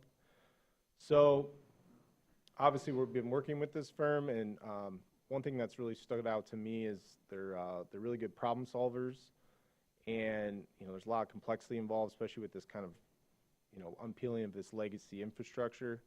So that was key. But also, you know, one thing in our RFP we put in there, it was about a 1-sentence line, but we pretty much said we really want to empower staff. We don't, you know, a lot of these managed service providers, they just kind of want to be your IT. And so we really want to, you know, empower our staff to take ownership of this and reduce these costs over time. And so we feel they will help us do that as well. And then I think lastly, I just want to say that, you know, this kind of concept of independent IT, it's kind of crazy, but also super monumental for the city. I just think it's going to pave our way for a scalable, secure, and efficient use of technology for both staff and the citizens. So happy to answer any questions, and just excited to be here tonight. Thanks, Drew. Any questions? Go ahead, Heather. After what happened last year, I was disappointed to see Millennium, you know, turn up at the top. I mean, that was a lot of commotion and confusion and some bad optics coming out of that. And I'm really concerned that here we are back again with the same company. Well, we're in the question portion, so I guess I'm going to turn yours into a question. Jerry, the committee that you assembled and everybody involved in it, were you kind of, if you were looking at it as a city ad hoc, were you the chair? Were you the kind of head of it? Was there any other influence or decision, part of the decision process, or was that handled by you and the team listed here? Yeah, I mean, I obviously led up the whole committee, obviously based on, city administration's pretty much stayed out of the process. So coming up with the list of the different departments based on their roles in the city, especially, bringing public safety in and the treasurer and the clerk. So, yeah, I mean, I was definitely the lead. I've been pretty much working on this day in and out since this whole project started. So, yeah, I'm definitely the key point of contact for this whole process. Yep. Thanks for that clarification. And then Jackie, I saw both your hands go up, so. Well, so because the question was raised about Millennium Digital being at the top of the list after what happened last fall. So can the city manager speak to, is it possible to discuss the findings of your professional body relative to the events that Commissioner Shaw was referring to? I wasn't planning to, but I'm happy to. So there were some individuals that alluded that because I happen to know the owner of this firm, that there would be a potential conflict of interest. And so out of abundance of caution, I turned over everything that happened last fall, any news articles, the chain of events with the cyber attack, any emails that I'd received to the ICMA Professional Conduct Committee, which met in Washington, D.C. The committee met on my case on February 19th. They are not opening up an investigation. They said there was no conflict of interest, and they are not going to discuss it further. Thank you. Jackie, go ahead. This is more of a comment, perhaps in response to Commissioner Shaw's question. Is that acceptable at this point? I'll allow it if it's relatively brief. If we're going to get into the meat, I'd like to have a motion, but if it's a brief comment, then please. Well, I have been very impressed watching the approach that this multidisciplinary team has taken. In this case, the selection process was extremely transparent. It followed city policy in terms of bidding and evaluation. The city IT staff has already earned, I think, everyone's respect for having gotten us to this point and trust in having completed so many milestones on the way to our IT independence. This is a case where I believe we all should be trusting the subject matter experts, because we are not technology subject matter experts here, and I'm intending to approve the recommendation. Thank you. I wanted to ask a question, Jerry. You had mentioned, and we have a 3-year contract here. It would come up, and at that point, recommendations would come from staff again. You mentioned empower staff, and we do have this contract here. And I just wanted, because it was, you explained a lot of a very detailed process, or long process to us. The goal then is to, as we get the system in place and we learn the system, is to really peel off the assistants, having them as some of that baseline that we need right now, always having them as that backup for security and everything else that we know we need. But so ultimately, though, is the goal to basically use them less and less over time, and I know that will never go away. I shouldn't say never. We've moved up from the AS400 system we used to have when I think I started here 10 years ago. So we don't know where technology will go, but is that ultimately, kind of explain that goal a little bit more?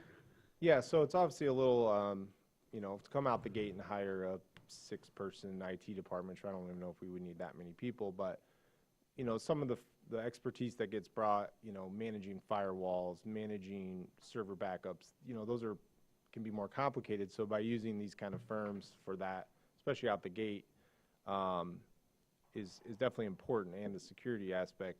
I think for the city, we have our support specialists on staff, Porter, and we are recommending another staff, which was in the original memo back in November. So we do want to start having more boots on the ground staff involved, and so that help desk kind of component we can start to strip away.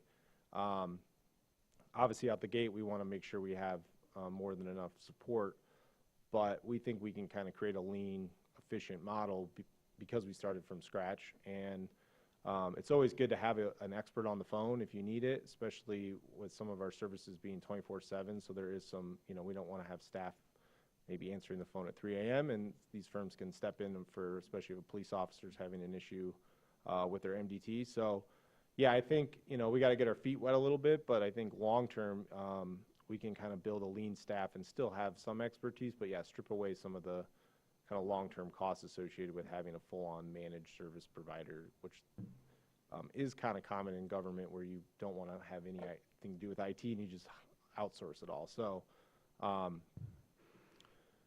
one thing that's nice too with all this, the city really didn't have a good understanding of a lot of our systems and how they interacted. And so just getting all that documented has been huge for the city. And so we've got a good foundation now to keep building that knowledge in staff. So Great, thank you for that. Go ahead, Jackie. I believe from reading the documents that we're expecting to anticipate some pretty significant cost savings in terms of where we're headed with the new provider versus where we have been with the county IT support. Are there any details or any general information you'd be able to share about that?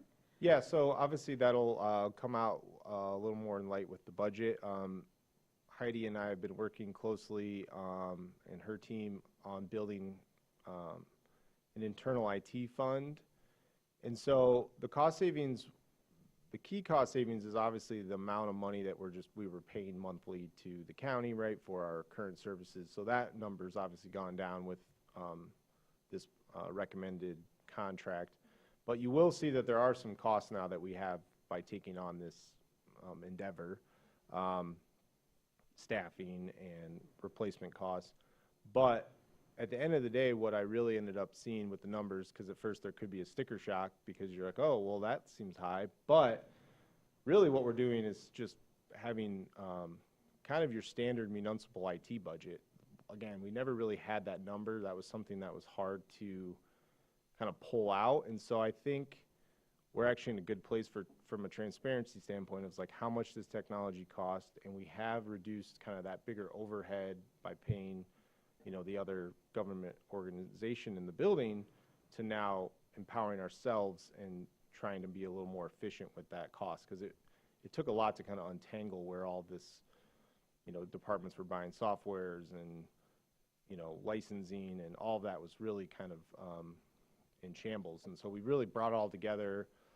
And with the cyber incident, we now have some software that there's a cost to, but it's monitoring every end user system. So yeah, there is a cost savings for that kind of overall managed provider, but you will see that there is now a cost for IT in the city, which is important for everyone to know because it's a critical component. So, thank you. Thank you. Other questions or a motion? I'll make the motion that the mayor and city clerk be authorized to execute a contract with Millennium Digital Technologies, MDT Tech, in an amount not to exceed $383,732.44 plus an additional 3% contingency for information technology support services, such contract subject as to its substance by the city manager and its form by the city attorney, with funds available in the IT Fund 636. Support. Thank you, Commissioner Warner. Any further questions or comments from the commission? Thank you for that Herculean effort of explaining to us. So with that, I'll open it up. Is there any public comment on this? Well, seeing none, I will bring it back to the commission. All in favor? Aye. Opposed? Motion passes. And I look forward to my ticket that's been out for 6 months to try and get my email back connected to my iPad, maybe working now. So thank you for that. Moving on to appointments, we have the consideration of the Board of Tax Review. It looks like this was Mark, Tim, and Mitch. So if anybody has any comments or wants to introduce it or just make a motion? Go ahead. I was probably about to say the same thing. Yep. We had 2 interviews for 2 vacancies, both competent, highly qualified individuals to fill those roles. Great.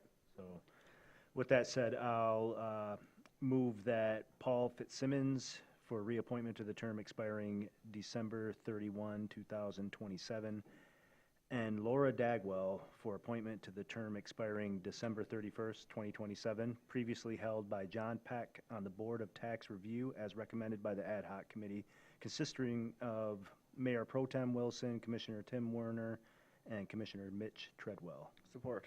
All right. Any other comment on this item? Seeing none. Any public comment on this item? Seeing none, I'll bring it back. All in favor? Aye. Opposed? Motion passes. Moving on to a appointment for Traverse City Light and Power, and this was Commissioner Shaw, Commissioner Warner, and Commissioner Treadwell, and I'll hand it over to Tim. Go ahead. Yeah, John Taylor reapplied, and we are recommending his reappointment. He has served for 15 years already. They're 5-year terms on Light and Power. He's currently chair of the Light and Power Board, has tremendous amount of knowledge about municipal utilities, electric utilities in general, and where they're going in the 21st century. So quite a valuable part of the board at Traverse City Light and Power, and that's why we chose to recommend that he be reappointed. So with that, I will make the motion that John Taylor be reappointed to the term expiring April 7, 2030 on the Traverse City Light and Power Board as recommended by the Ad Hoc Committee consisting of Commissioner Shaw, Commissioner Werner, and Commissioner Treadwell. Support. Thank you for that. And on a personal note, as someone who served on that board for 8 years, I believe John's the chair again right now. So he provides that valuable leadership as well. Any public comment on this item? Seeing none, I'll bring it back. All in favor? Aye. Opposed? Motion passes. Welcome to another term, Mr. Taylor. All right, so now we have an DDA ad hoc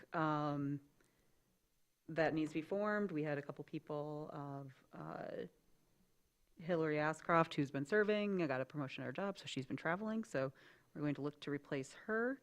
And Todd McMillan and Shelley Spencer all have terms coming up, correct? Yes. And so we'll be establishing an ad hoc for a couple that are ahead of time and one that is kind of, or is Hillary up right now? Sorry, For the Arts Commission or Oh, for so- DDA Board? the DDA board. Did I DDA skip Board, one? she's simply resigning from Right. DDA Board. And that's what I was going to say. So some are normal. We've had some turnover on that board. Some are just reviewing the seats, and one is an actual resignation. So just wanted to clarify that since we've had a lot of resignations in general. So if somebody wants to make the motion for that ad hoc. I'll make the motion that the resignation of Hillary Ascroft from the Downtown Development Authority Board of Directors be accepted, and the City Commission Ad Hoc Interview Committee be established to make a recommendation regarding 3 appointments to the Downtown Development Authority Board of Directors, one term expiring September 15th, 2027, previously held by Hillary Ascroft, and 2 terms expiring September 15th, 2025, currently held by Todd McMillan and Shelley Spencer, and that Commissioner Stanley, Mayor Shamro, and Mayor Pro Tem Wilson be appointed to such committee with Commissioner Stanley as chair. Support. Okay. And I'll just say that I do like this idea. I'm not sure what the ad hoc committee on ad hoc committees will decide going forward, but I like the idea that when we do have a resignation, that it rolls in the upcoming appointments so that we just have one phase of interviews. I agree with that, and I also would say that this is maybe slightly earlier than usual, but that we have been catching up for about a year now. Right. So hopefully more of these will be much more ahead of the expiration date in general, too. So any further comment on this motion from the commission? Seeing none, any public comment on this motion? Seeing none, I'll bring it back. All in favor? Aye. Opposed? Motion passes. And now we have a TC Arts Commission ad hoc, and mine is loading. So Mayor Pro Tem Wilson, Commissioner Shaw, and Commissioner Warner to 1 seat, correct? Yes, this Yep. is for, There to you go, address the loaded. resignation of Joshua Hoisington from the Arts Commission. Okay, and do we have anybody who'd want to make the motion? Go. Got to stay. Yeah, I know. Go ahead, Jackie, thank you. I move that the resignation of Joshua Hoisington from the TC Arts Commission be accepted and the City Commission Ad Hoc Interview Committee be established to make a recommendation regarding this appointment to the TC Arts Commission expiring May 18th, 2027, and that Commissioner Shaw, Commissioner Werner, and Mayor Pro Tem Wilson be appointed to such committee with Commissioner Shaw as chair. Support. All right. Any other comment on this? Any public comment on this? Seeing none, I'll bring it back. All in favor? Aye. Opposed? Motion passes. So moving on to reports and announcements, I'll start with Jackie at the end of the line. Does anybody have any reports from their respective committees? I do. I figured you would, which I appreciate. Planning Commission met on April 15th last week for further discussion of short-term rentals. There was a demonstration of a new dashboard to track short-term rental licenses. And if anyone would like the link sent to them, I'd be happy to do that. As of today, we are at 690 licensed vacation homes, plus 59 tourist homes in the city of Traverse City. And that is as of March 20th. The dashboard gets updated monthly on the 20th of the month. Our number as of the end of 2024 was 538.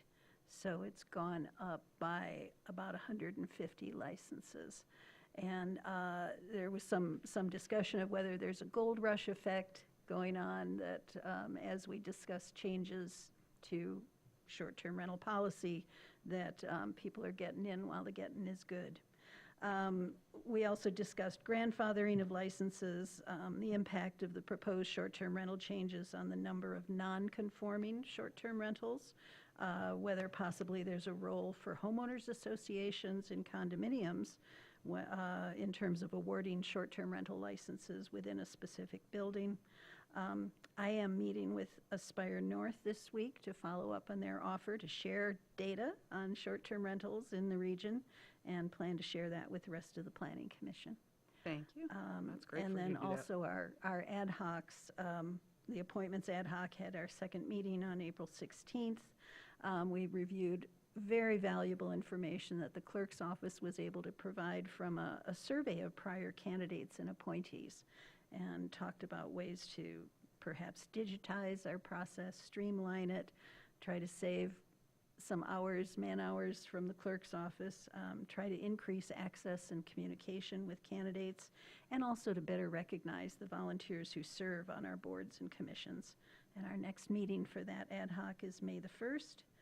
And then finally, the Ethics Ad Hoc met on April 8th with Lauren as our staff facilitator and Mary Grover.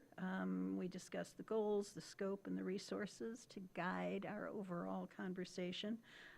A draft of the new Grand Traverse County Ethics Code was distributed to members, and we will be meeting again Tomorrow Tomorrow. at noon, apparently. At noon. Apparently.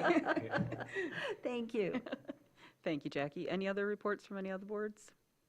Well, I was going to talk about planning and ethics ad hoc, but Jackie stole my thunder. I know you guys are together a lot, so maybe we'll have you guys coordinate in the future.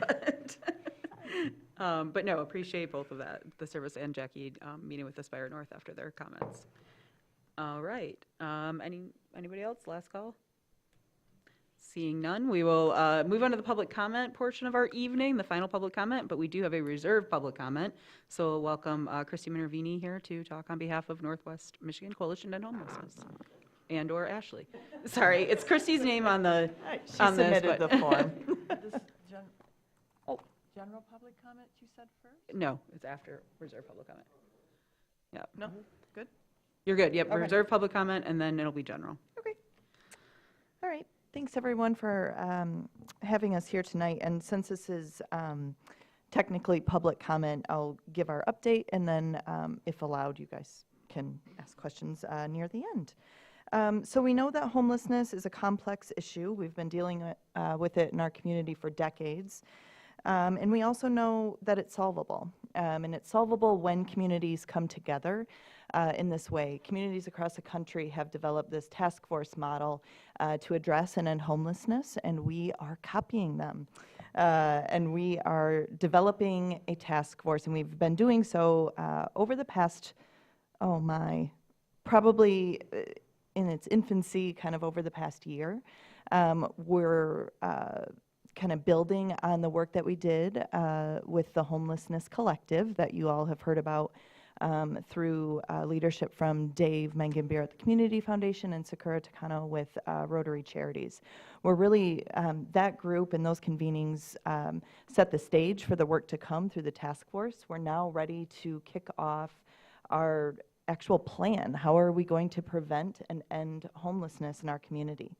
So the task force to address and end homelessness brings together government, nonprofit, healthcare sector, housing authorities, and housing partners, law enforcement, businesses, and other partners to coordinate efforts and create lasting solutions by working together.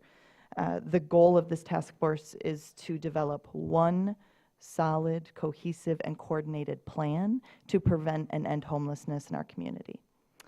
I'll start by describing our leadership team. So we've been meeting for a couple months now, kind of putting this scope together. So the leadership team is myself. We've brought on Christy Minervini at the Coalition to help us coordinate this. We have Liz from the city, Nate Elger from Grand Traverse County, Sakura from Rotary, and then Ryan Hannon as a subject matter expert leading our group. So what the leadership team has been doing is providing, and will continue to do, is provide strategic direction, oversight, and accountability for our work. They're responsible for the overall vision, guiding the development of the community plan, and ensuring that the work groups have the resources needed to succeed and actually accomplish the goals that we'll lay out.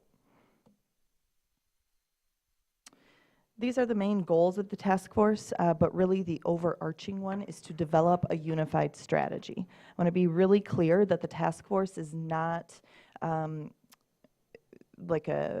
we're not going to have small goals over the course of time, and it is not actionable in that way. The task force is to create a plan. The plan will be unveiled at the end of this year, and we'll be updating folks along the way, but it is not like someone comes up with a solution next month and then we act on it immediately following.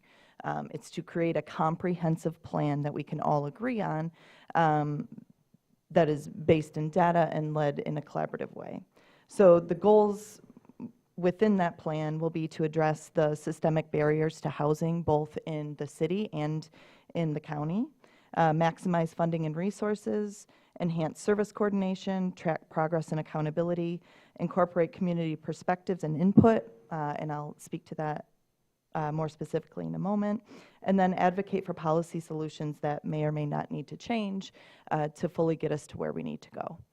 This is our 10-month timeline. It started in March when we were meeting with the leadership team and really setting forth how this was going to take place in our community. The work groups of this task force will start meeting on May 1st.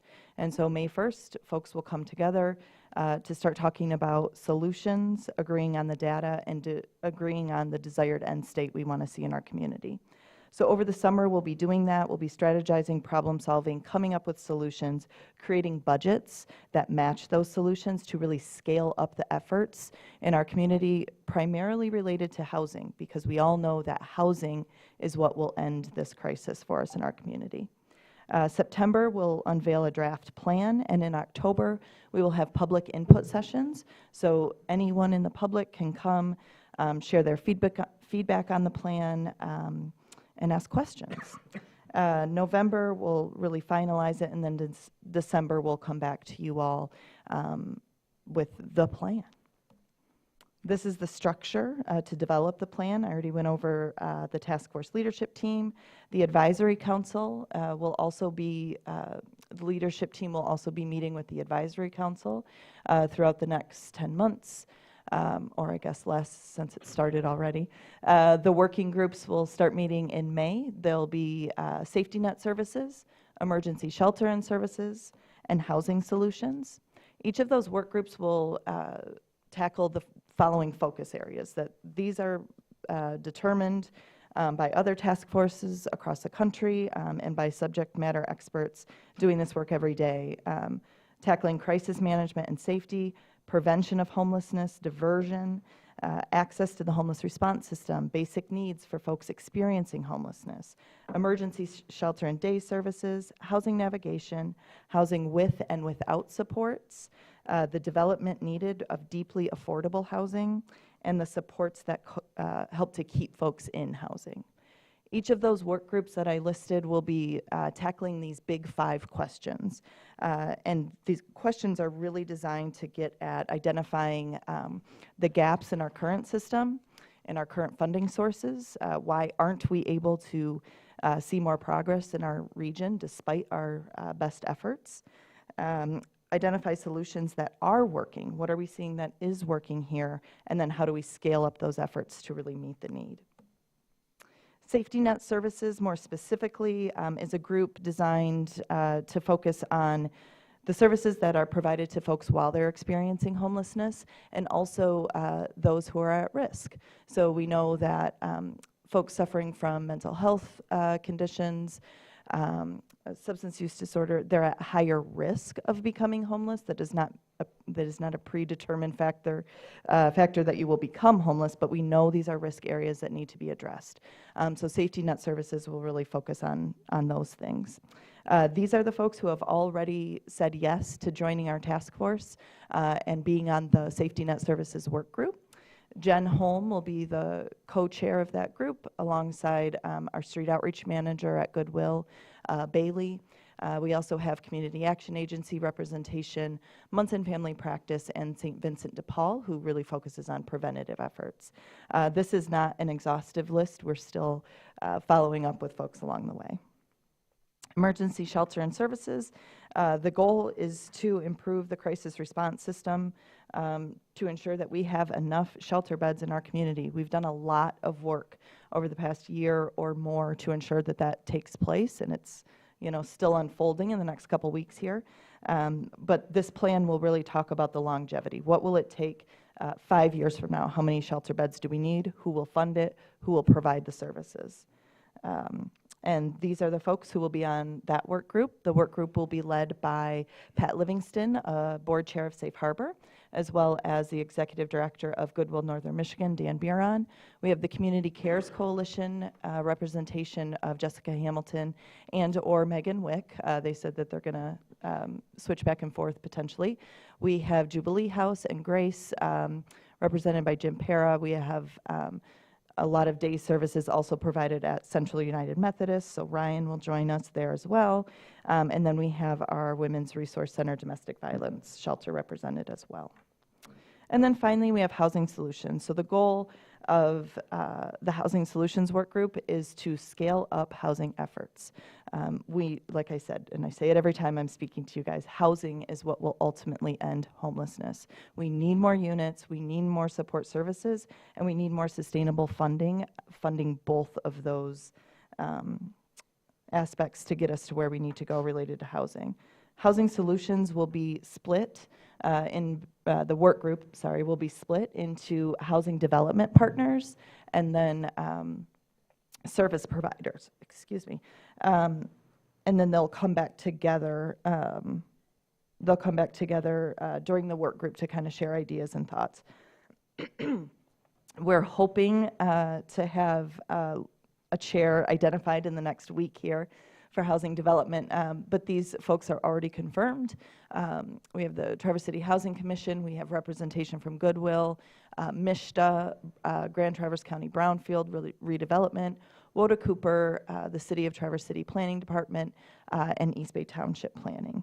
And then service provision, we have our main permanent supportive housing service providers. We have Northwest Michigan Supportive Housing, NMCAA Addiction Treatment Services, Brickways, and Housing North. And then still a couple more there that we're hoping will join us.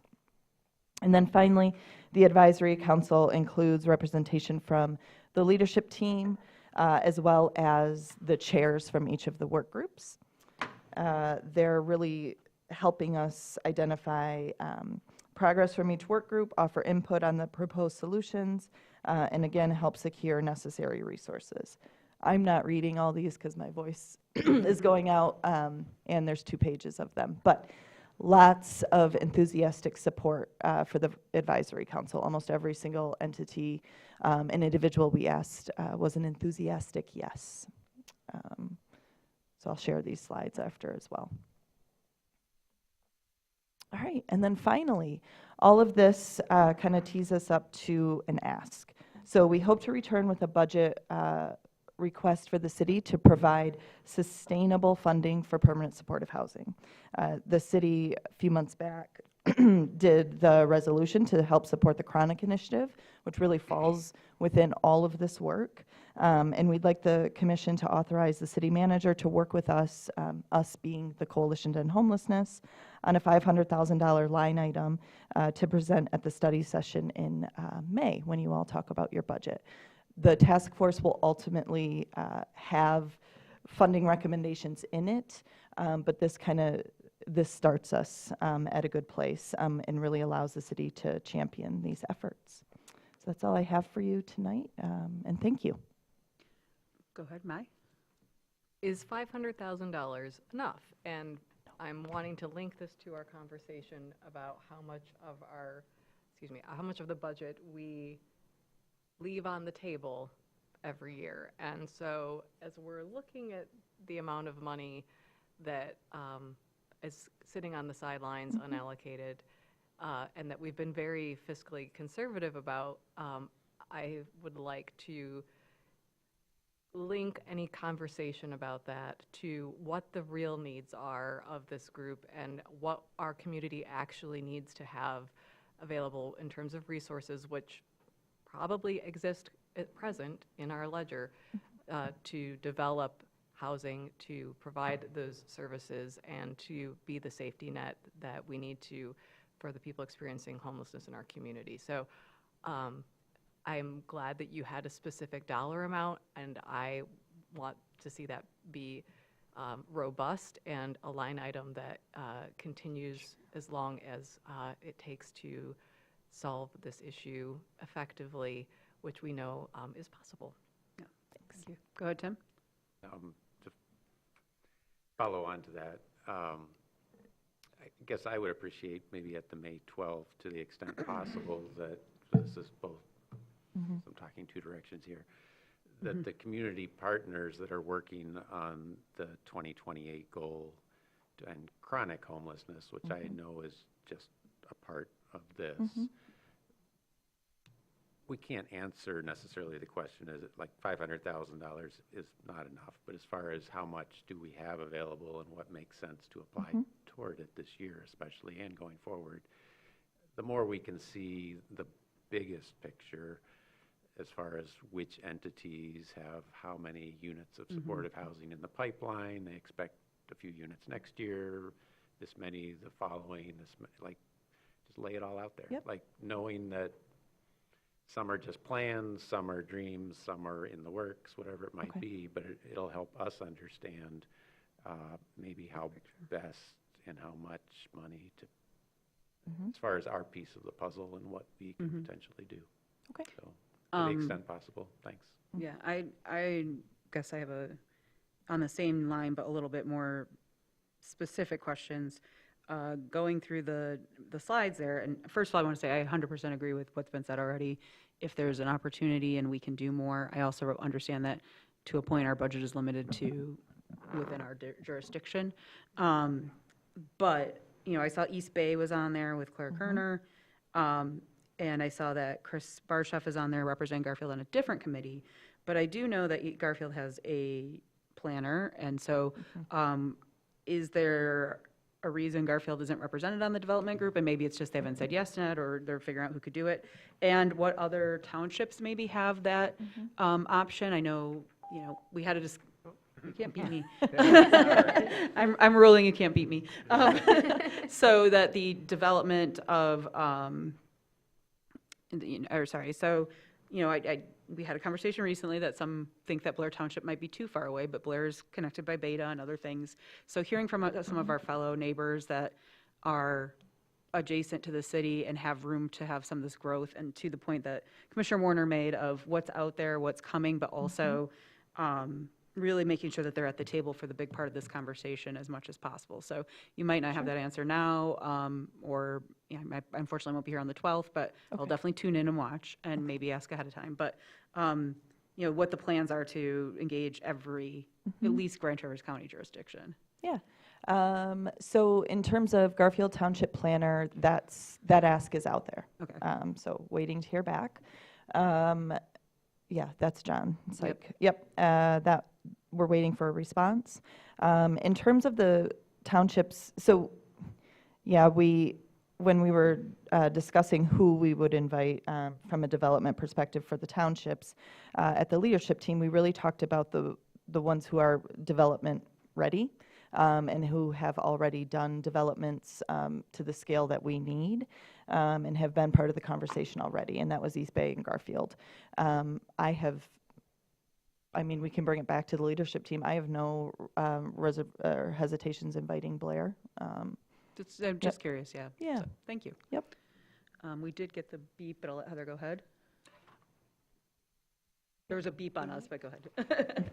When you talk about a line item of $500,000, is that for bricks and mortar kind of? Is that what or is this administration as well? It was wide open. It's really more for just sustainability. We need a line item. If we're really going to do this correctly, we need a line item in the budget every single year for the next, the task force will determine that, but for several years ongoing. $500,000 will not buy us anything in terms of development, especially in the city. It may develop one unit of a one-bedroom apartment and without subsidy. That's just to build one unit. And I can bring all of that data and all of those numbers to May 12th, but we left it a little wide open because it could go for different things, and I wasn't sure of the funding source, and I know those would have different limitations, but $500,000 will not develop much of anything in this community. So will that be part of the clearer picture conversation we'll have on the 12th? Yeah. Then? Okay. Yep. And just to circle back to this figure, it's a round figure, it's a starting figure, it's $500,000. But to tie it back to the city's budget and to our general fund, we do have a city policy that limits the amount of our general fund to 25%. And we have been high in recent years. And I remember that came up in my first budget. I believe it actually came up in my interview. And so we have been, are you shaking your head? Yes. So we have been working on our budget amendments for this year to reduce that to 35%, and that will be presented on the 12th to reduce it gradually to get it to that appropriate line. And then in our next year's fiscal year, we're hoping to reduce it further to 30%. So again, get much more in line with our policy without doing it all in 1 year, which we didn't feel would be a responsible, measured way to achieve that. However, that, the treasurer will be able to speak to if the city commission wanted to identify a different figure based on that policy, and if that would be in what this body would prefer to do at this time. So we'll have some more clarity by then. yes. Yeah. Leave my voice too. Yeah, I think the buzzer for the 15 minutes, because this is still under public comment, has gone off, but any last things that people want to put in to prep for the 12th, there will be a more robust conversation on the 12th, it sounds like, so. Seeing none, thank you so much, Ashley. Thank you, Great tee guys. off for this. We're excited to have the conversation. Okay, so with that, reserved public comment has ended. There is now time for general public comment. It can be about anything under the sun. It does not have to be anything that we talked about tonight. Justin Reed. Question. So the TC Housing office is, last time I've heard, it was by appointment only. And to me, that seems kind of arbitrary to go ahead and say that there's a housing need whenever that office is appointment by only. And if somebody tries to call there and they call like several weeks and they don't get an answer back, I think that's kind of a barrier and obstacle. And I will say this is, for housing to change, so does the characteristics of neighborhoods have to change.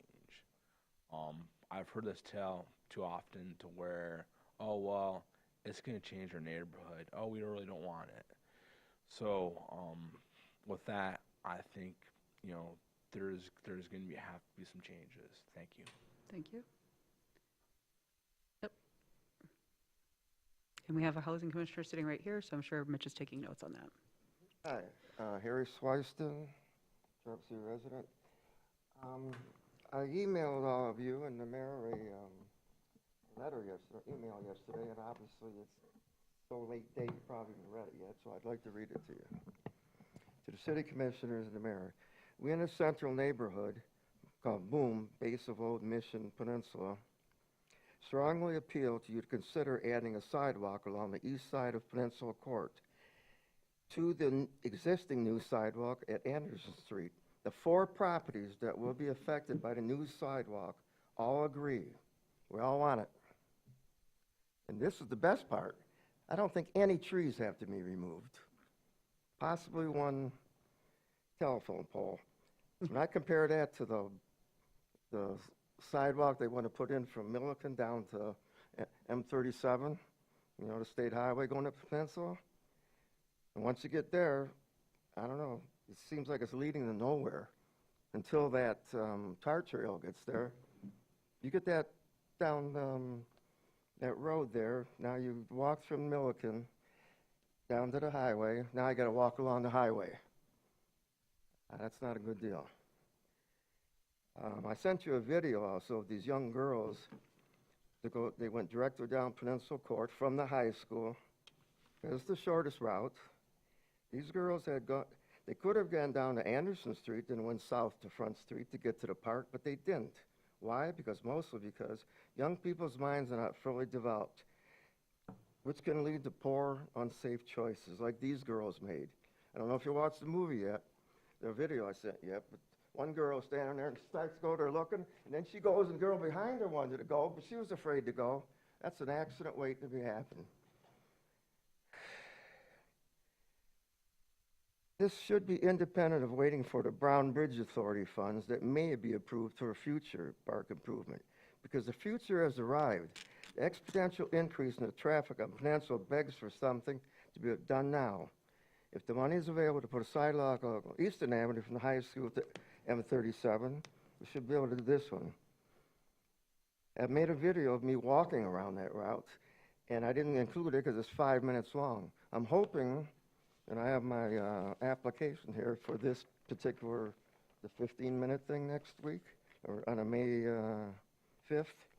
And hopefully, I don't know, can you get a video besides slides?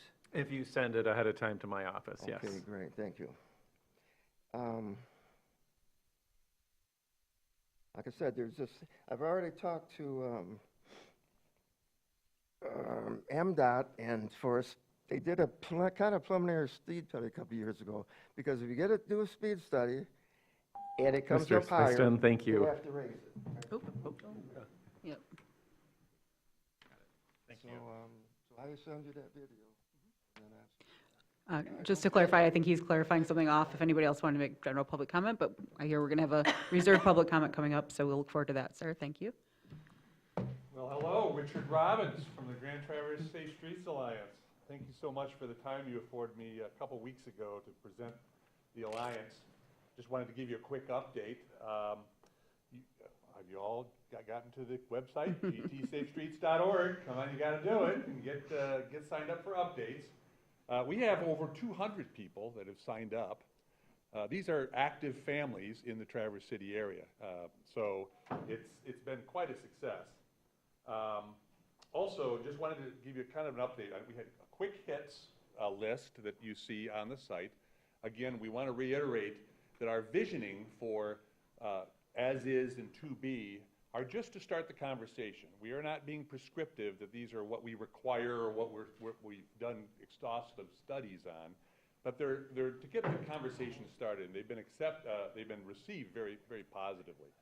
But the quick hits that we have, we'll be meeting with the city staff in the coming weeks to discuss prioritizing those and coming back to the city with some thoughts collaboratively together with city staff to provide you some recommendations. So more to come there. The 2x4 vision.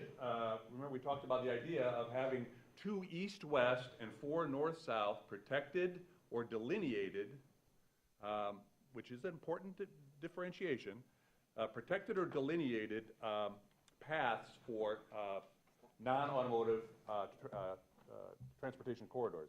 Well, I've all gone out and I've found out a whole lot of interesting maps. We have the, the Protected Bike Network map from years ago. I've got TART's maps. I've got MDOT maps. I got all sorts of maps. But you know what? They're all over the place. There's nothing that's consolidated. So that's what we want to really. Through the investigation, we've really determined that that's the challenge.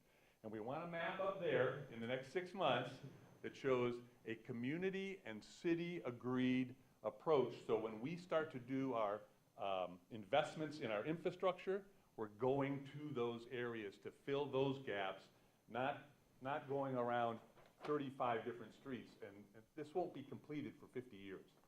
So that's our objective. That's what we're doing.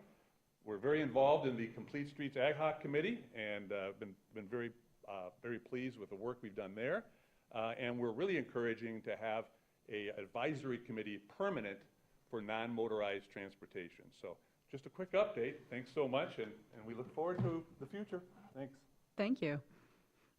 Any other public comment tonight? Bringing it back to the commission. Any final public comment from the commission? All right, with that, we will adjourn the meeting. Everybody have a great evening.